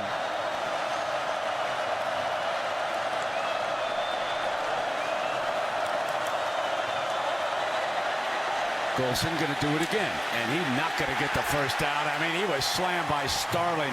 That's a safety who returned a fumble 80 yards for a touchdown in South Bend a year ago. He's from Tallahassee, Florida. Speaking of Florida, making this play out in space. And then you also see Pollard helping out. Great job of leveraging the football by USC. Something that's been a bit of a concern in recent weeks. This time on a pivotal third down, they step up and make the play. So here comes Brindza again. Missed his last after hitting 3 in the first half. This a 33-yard attempt. He pulled the last one to the left. This one's on the money.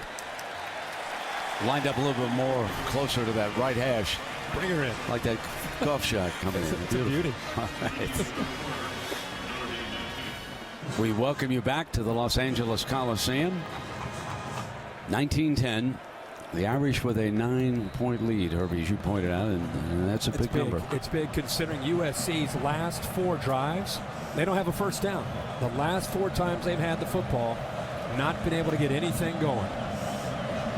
Marquise Lee can get something going in a hurry here with a kickoff return.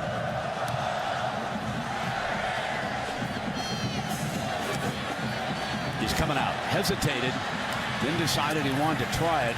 And the Irish don't let him get back to the 20. Now, Jim Morris switched him over to defense this year. He has been a terror. And how ironic that the son of a former Irish great has knocked out the all-time quarterback here at USC, and a redshirt freshman has had to step in. Barr has had a huge year for Jim Mora this year in the Bruins. Max Wittek back, firing. Oh, and he couldn't spot the ball. Lee had not turned in time as he rolled past that safety. That would have been 6. It's the second time we've seen Lee and Wittek not on the same page. He's got to get back outside. He waits too long to get outside, and you can see the frustration that Lee has with Wittek. Remember, they're not used to working with each other when it's live action because he's been so much in sync over the years with Matt Barkley.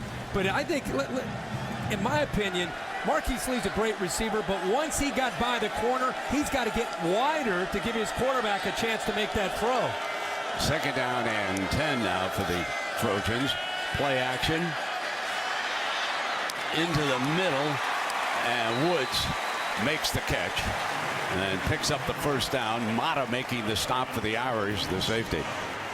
This is 2 safeties back behind these linebackers. They're just doing whatever they can to prevent the big play. And Brent, so far tonight, they've done that. You look at Robert Woods, he's got 57 yards receiving. Marquise Lee only 3 catches for 11 yards. Notre Dame trying to make SC find a different way to have to move the football. So here we go. Trailing by 9. Riddick rifles a first down pass to Marquise Lee to start the 4th quarter.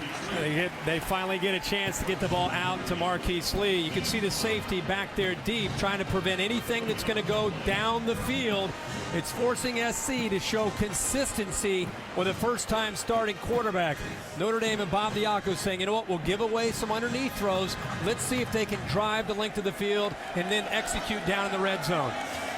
Now there is Silas Redd, the Penn State transfer, who's in as the running back, and Wittek and Redd, and there's a false start on the play, but I do want to finish up this story that Silas Redd and Max Wittek. False start, offense number 86, 5-yard penalty, first down. They played little guy football together back in Norwalk, Connecticut. They knew each other when they were 7 years old. And both of them growing up in Fairfield County. Norwalk is very close to Westport and Weston back there, if you're not familiar with the area. And Red, of course, went to Penn State, and he became eligible to transfer immediately and play after the sanctions were leveled on the Nittany Lions. So it is first down and 15. Play action, and Wittek incomplete. Slams it into the ground. And Louis Nix again, Herbie.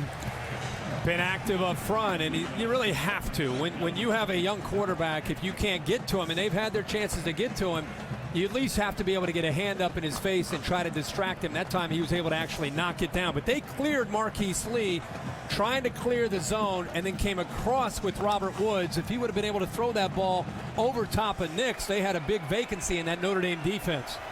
Second down and 15.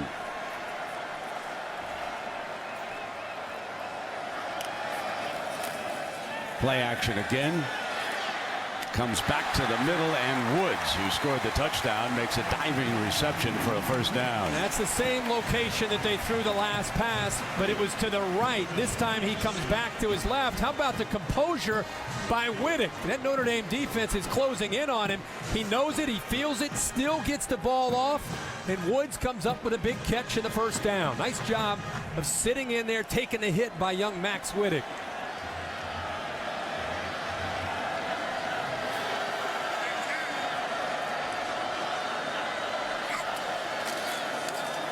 First down, handoff to Red, who breaks for another first down to the 35-yard line. Farley makes the stop, and we go to Robert Flores for SportsCenter right now. Robert? All right, Robert, here it's 19-10. Trojans are driving. They have a first down and 10 at the Irish 35-yard line. Wittek. Slide step is beautiful. Completion to Woods again.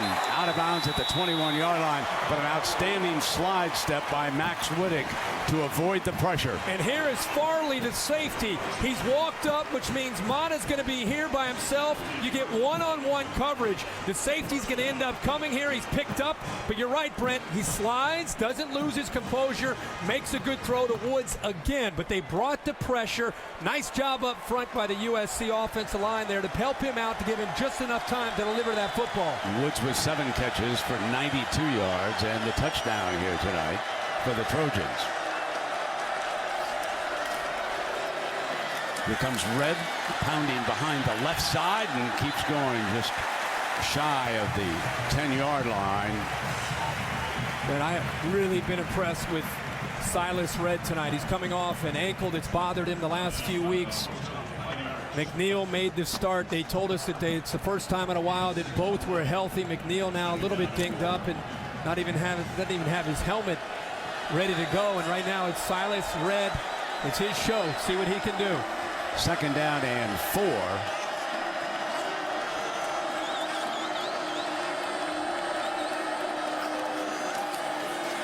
They'll send Red behind the fullback. First down.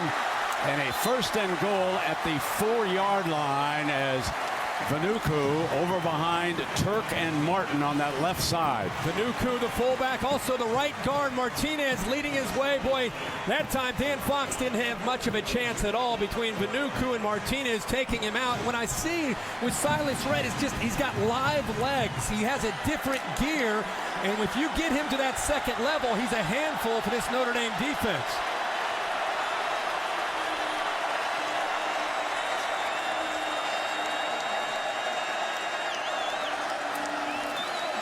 He'll come again. Short of the end zone, and Theo was amongst the group that threw him back. Number 5 said, "That's enough of that, Mr. Red." He sure did. And Holmes, the center, tried to get up. He tried to climb to the second level. You see that? 78. But the instincts and the quickness that time of Theo, Holmes didn't have much of a chance at all. Second down and goal. Theo and the linebackers know if they're going to run, it'll be the fullback or Red. They like that matchup up at the top, one-on-one. Marquise Lee against the defensive back, one-on-one. Hit in the backfield. Farley was in there, the safety. Mata came in there on the play. They read it, run, Red all the way. They took a chance coming off of the edges on this side and this side, and because of it, the play never had a chance. He gets it to him back deep, but it just took too much time to get him the football. There's Mata, Farley, both safeties coming down, pinching down to take away Red. So here's your third down. Wittek is going to back off in the gun for Coach Kiffin. A motion Marquise Lee over to the right. Timeout is called by Kiffin running the sideline. Kiffin was coming down the sideline. I believe timeout was called first. Yes, he got the timeout called. Reddy, you and I were looking at him. He's sprinting down the sideline. USC, that is their first time out of the half. Just made it. Lane Kiffin's like, I'm not sure. Let me get down here. Just got it. We'll be right back. Well, Herbie, this is the 12th play of this drive, but it is the first third down of this drive. And the reason we saw Lane Kiffin jumping in to try to get a timeout, this is the best red zone defense in the nation as far as the touchdown percentage that they allow. He wanted to be just right here on this third down call.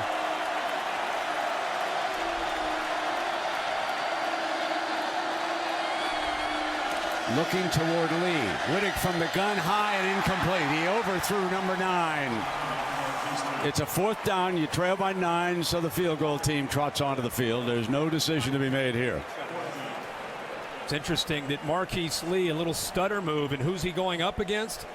Manti Theo, Heisman candidate against Heisman candidate. He tries to get behind him. The ball is thrown high. Would have been obviously a tough catch, but Theo right there in the coverage. Heidari, the sophomore from Bakersfield. Down 2 scores. You might as well take the field goal now when you've got the opportunity. And he nails it. Margin back to 6. Gainesville's got a pulse. Having fun, are we now? Meanwhile, back in South Bend, Brothers Bar and Grill. The crowd gathering. But they're not celebrating anything yet. They know the Trojans are still in this in the 4th quarter. Atkinson back deep here on the kickoff by USC. Atkinson will field this at about the 6-yard line. Coming over to the right, there's a big alley. Atkinson has got the edge before he's finally pushed out of bounds, but he almost got back to midfield, Herbie. And SC, in their coverage, they got out of their lanes.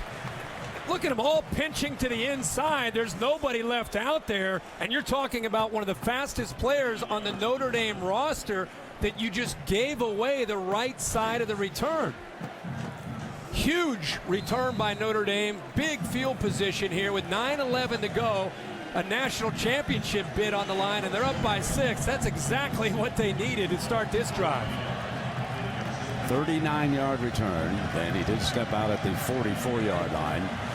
Here comes Riddick, who's had a 99-yard day rushing, looking for 100 on the night. FC presses the front on him. Got the 100. Still going. Breaks down the right side, and Shaw over there. That was the safety Starling who finally got him out of bounds. Again, this play is designed to go to the offense's left. In fact, Mike Golick, the right guard, he's pulling around to try to lead him through there. This gives you an idea of what Riddick has done tonight.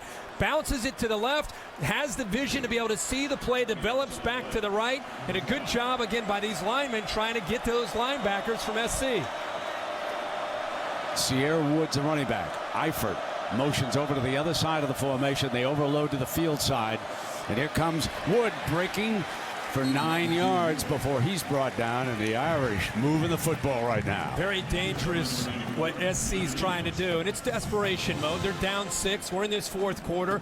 But they're almost in a goal line defense against certain formations. They have 8, 9 guys at the line of scrimmage trying to get penetration with their defensive line, trying to get the linebackers downhill.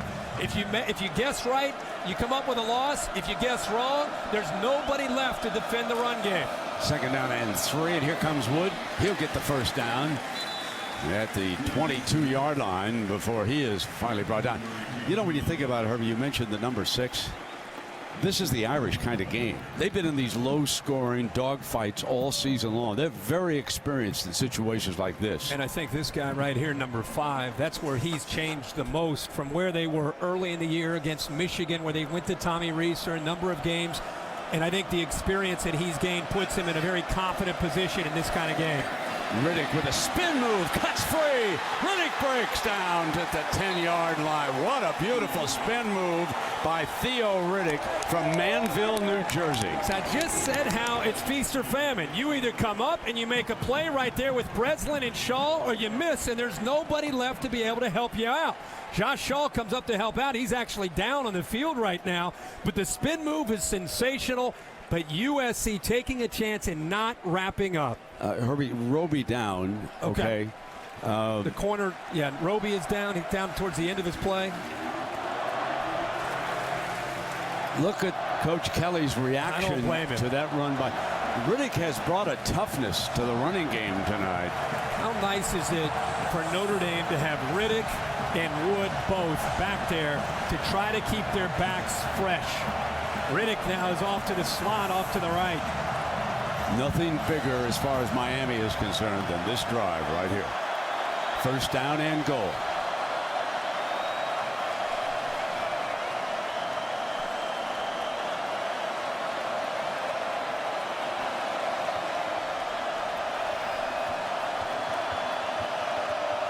Got Eifert down there one-on-one.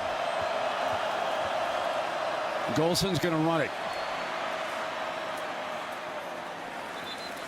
And he gets close to that 5-yard line. For the last two drives, Brent, they've thrown the ball one time. Talking a lot about the skill. How about the offensive line up front? Just really starting to take control in the battle of the trenches.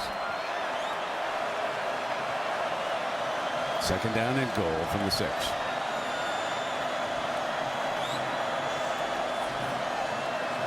Riddick will move into the backfield, and now Golson wants him on the outside. They've got 8. Now it's down to 5 seconds. Timeout, I believe, was called by Kelly. Kelly did not want this screwed up by a delay of game, and he called the timeout.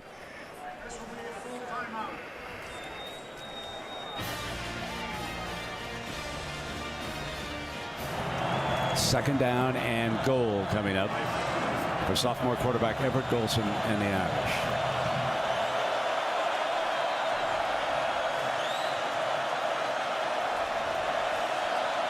Coaches upstairs took a look at the defense. Get that empty backfield again. Eifert alone at the top against Shaw.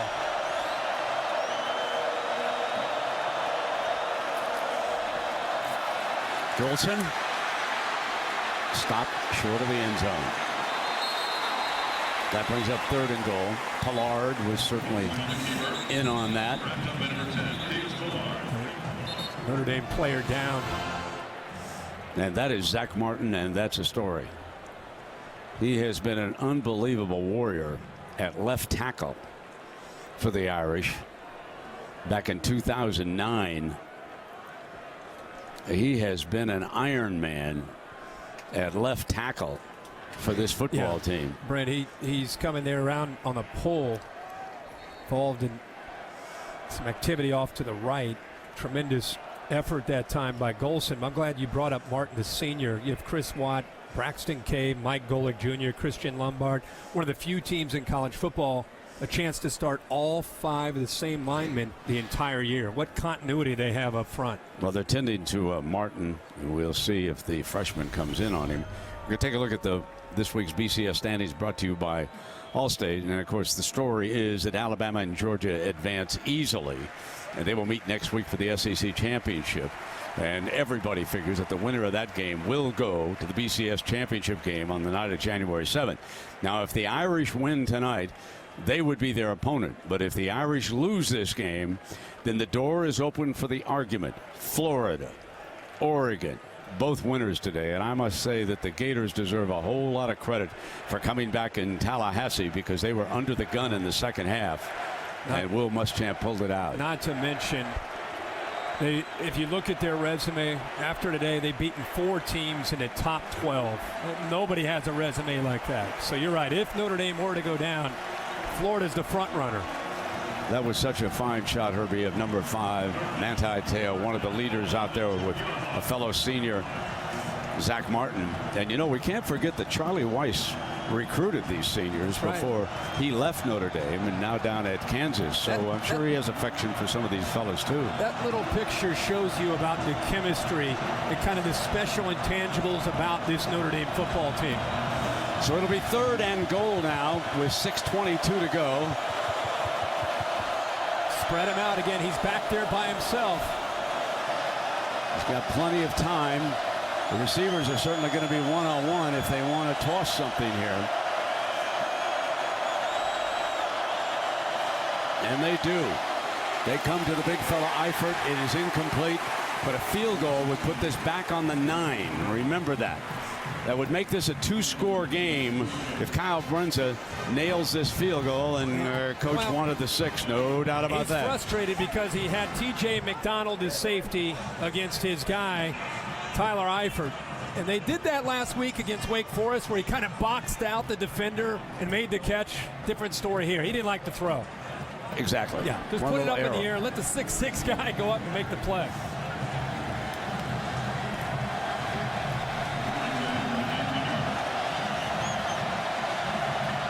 Big field goal. Brindza's had a huge night for him, and a penalty flag. Delay, maybe? Delay a game, offense, 5-yard penalty, 4th down.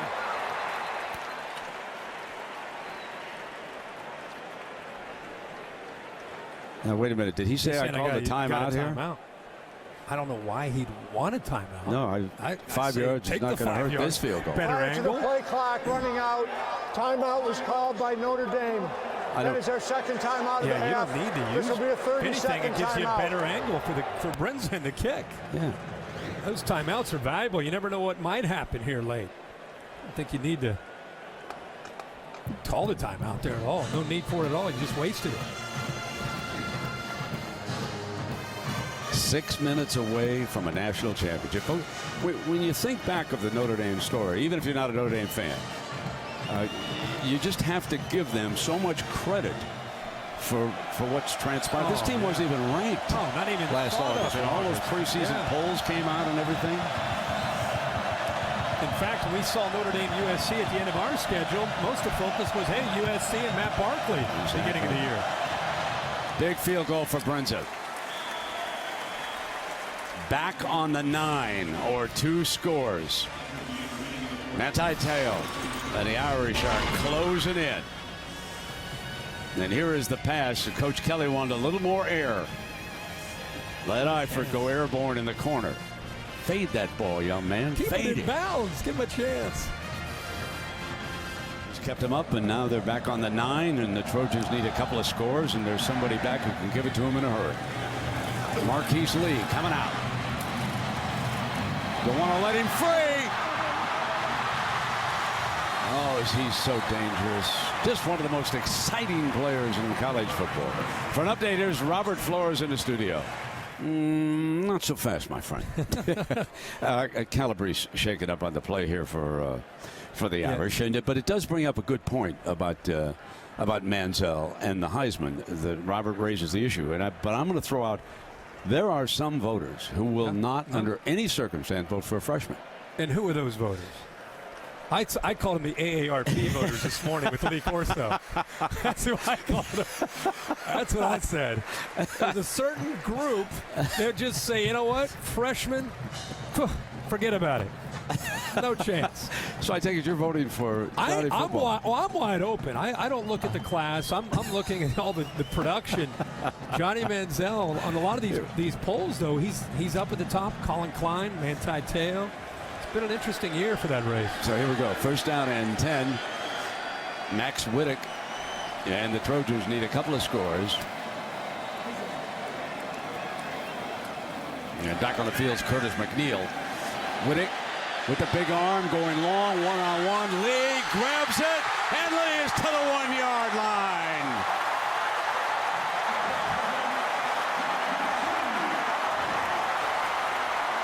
And here's Lee right here who's going to go down in a wheel route. Here's Woods who's going to come here. They get one-on-one matchup. Watch Lee to the inside and the acceleration. He goes out and up against Bennett Jackson. The ball is actually, again, it gives you an idea of that arm strength. The ball is thrown out in front of him. Great concentration. And finally, we see Wittek and Lee on the same page on a deep ball. Here's what's important after that 53-yard gain. There's still plenty of time left in this game to get the 2 scores. 5:30, so you get number 1, and at this point, you don't have to onside kick it. You're not in the desperate time of this game yet. And I think they have to be more aggressive as a play caller for Lane Kiffin. You can't wait to 3rd down. If you get Marquise Lee one-on-one, you got to throw him the ball to the left. There's movement in the line. just when they're knocking on the door, there's a false start. False start. Offense number 56. 5-yard penalty. First down. The last time they got down here, they were a little conservative on 1st and 2nd down, waited to 3rd down. Left guard this time, moving, the tight end moving as well.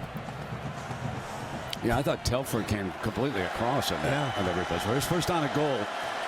He's thrown 1 touchdown pass tonight to Woods.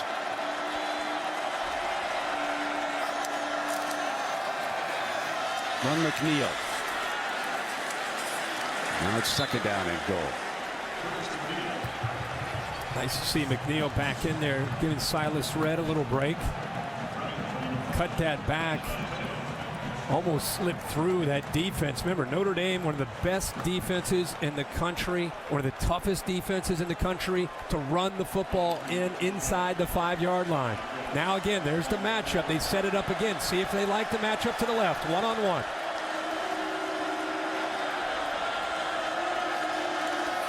Gonna throw it.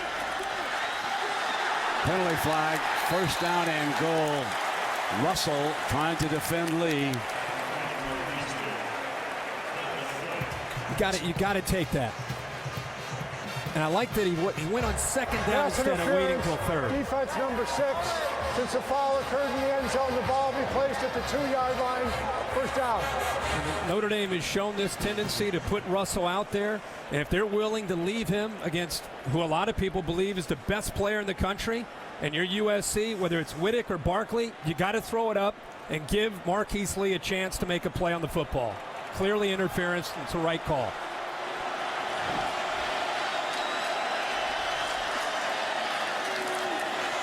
Faded again against him. Incomplete, and another flag flies. The back judge throwing this one. Just keep going back to it. You're either going to catch it or get pass interference. Lane Kiffin told us if they get down here, this is a matchup that they knew would be out there, and they're going to try to take advantage of it. Pass interference. Defense number 6. Penalty is half the distance to the goal. First down. Getting at least, if nothing else, a little bit of practice on throwing the fade ball. To both times the ball is underthrown. Lee's saying, give me a chance. Throw it to the corner here. First and goal, they run it. The officials are going to come in and meanwhile, that game clock is just ticking. I was about to say the same thing. Is precious seconds have wound down here on the Trojans. Under 4 minutes. Exactly. Lane Kiffin's trying to get this play in. Just down by 9 points. It's not just about this possession. It's about getting a stop and getting the ball back. Yeah, you're getting down to that danger zone. Yeah. Wittek quickly up under center, keeps it himself. I'm telling you can't get in there. He's having trouble.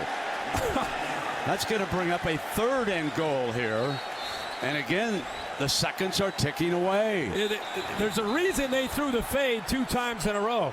Got him down to the 6-inch line. You got a quarterback that hasn't been running very many quarterback sneaks since probably his days at Modern Day. And now he's out here running back-to-back for Lane Kiffin. Now Kiffin's down to his last timeout, having burned 2. For people that have not seen a lot of Notre Dame football, this is kind of who Brian Kelly's unit has been. They'll let you move the ball, and then they squeeze you down in the red zone. You get inside the 5-yard line, it's not just an automatic to just run the football. You got a better chance of throwing it. Look at that. It's Kelly and the referee are having a little set to. Brian is very unhappy about something. Somebody might want to get a hold of Coach.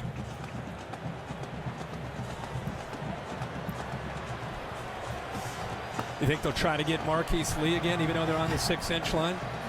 Well, a 3rd and goal. The quarterback sneak's not happening. No. That's not happening. We've established that. On 3rd down tonight, the Trojans are 1 of 6, and they're 0 for their last 5 against this defense. There he goes, up top again.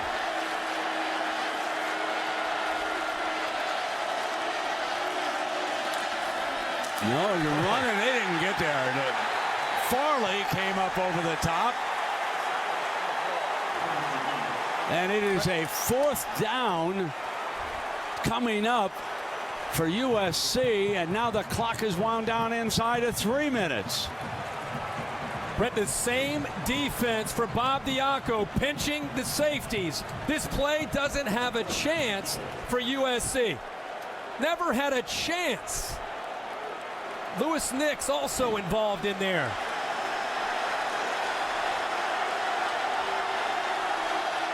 Red checks back in as the running back. He's behind the fullback. Play action, roll right, throw, diving, incomplete. A goal line stand for the ages for the Fighting Irish.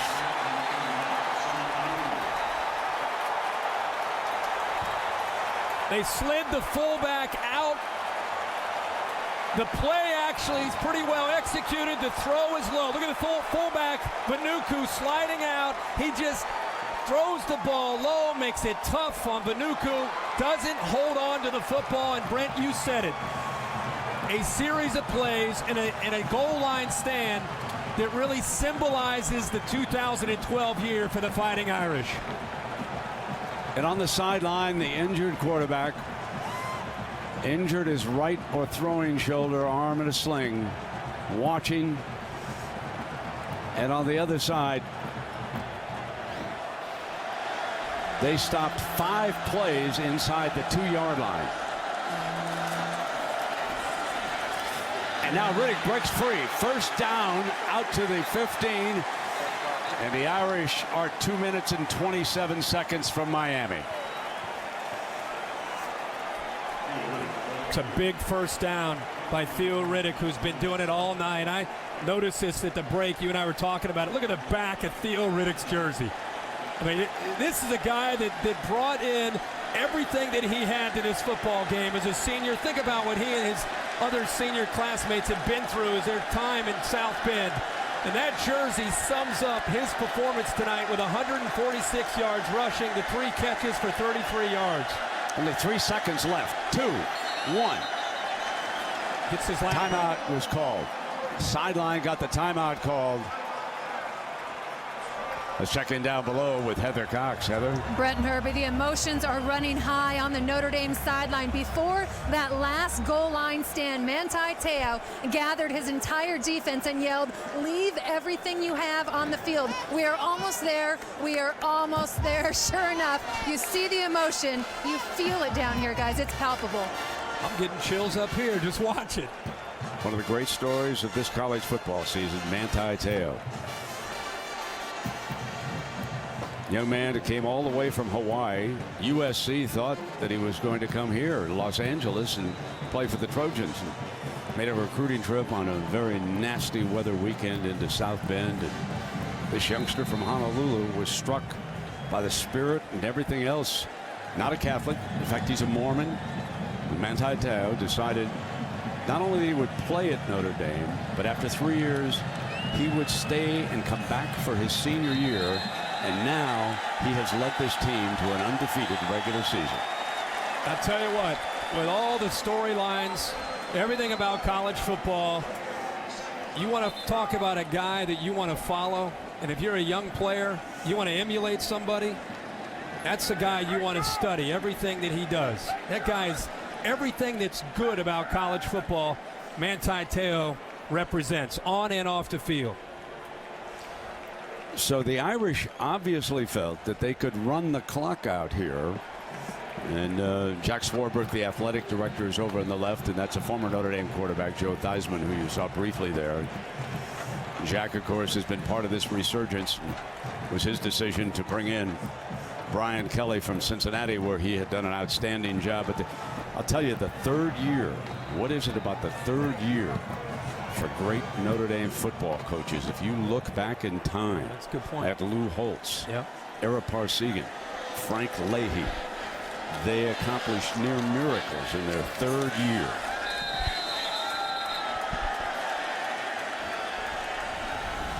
This tells the story. Lou Holtz with the last Notre Dame championship. Parsegan with that great 66 team. Dan Devine in 77, that was his 3rd year. And of course, the legendary Frank Leahy back in the 40s. And let me just say this also about what Brian Kelly's doing in South Bend. This is not a one-year show for Notre Dame. For the people that have looked at Notre Dame and said, where has Notre Dame been for the last 15 or 20 years? With the way he's recruiting, this, I think, is just a start of something very special for years to come with Brian Kelly as the head coach.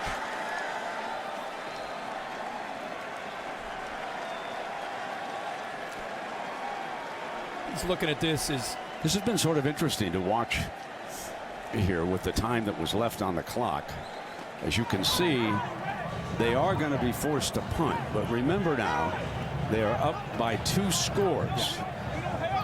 And so he didn't want to put anything at risk for a quick scoop and score or a pick 6 or anything. He wanted to do away with that. He doesn't particularly mind if they get 1 back here with a half minute to go. He figures he can run that out. And Turk is hit in the end zone, and there's a penalty against USC. The punter has been rough. Ben Turk down in the end zone.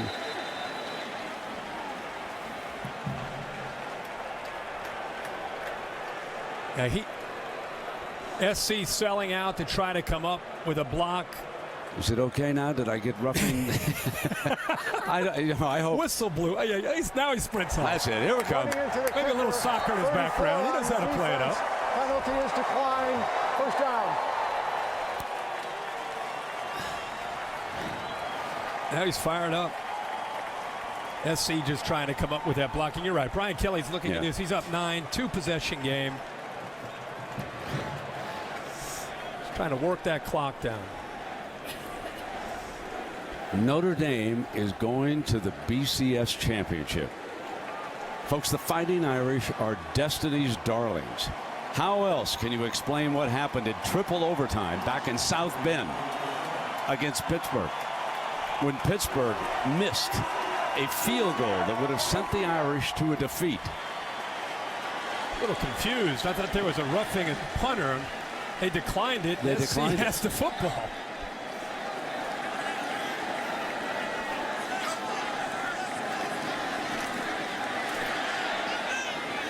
Keeping everything in front of them. Yeah. USC can only stop it with a first down, remember.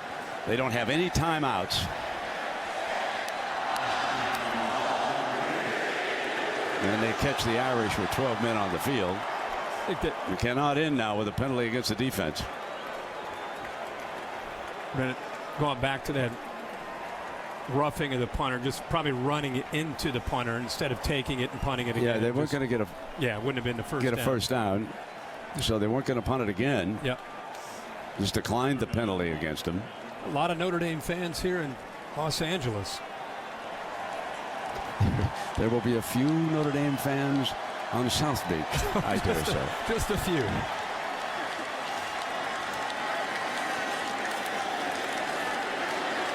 Max Riddick. How fitting.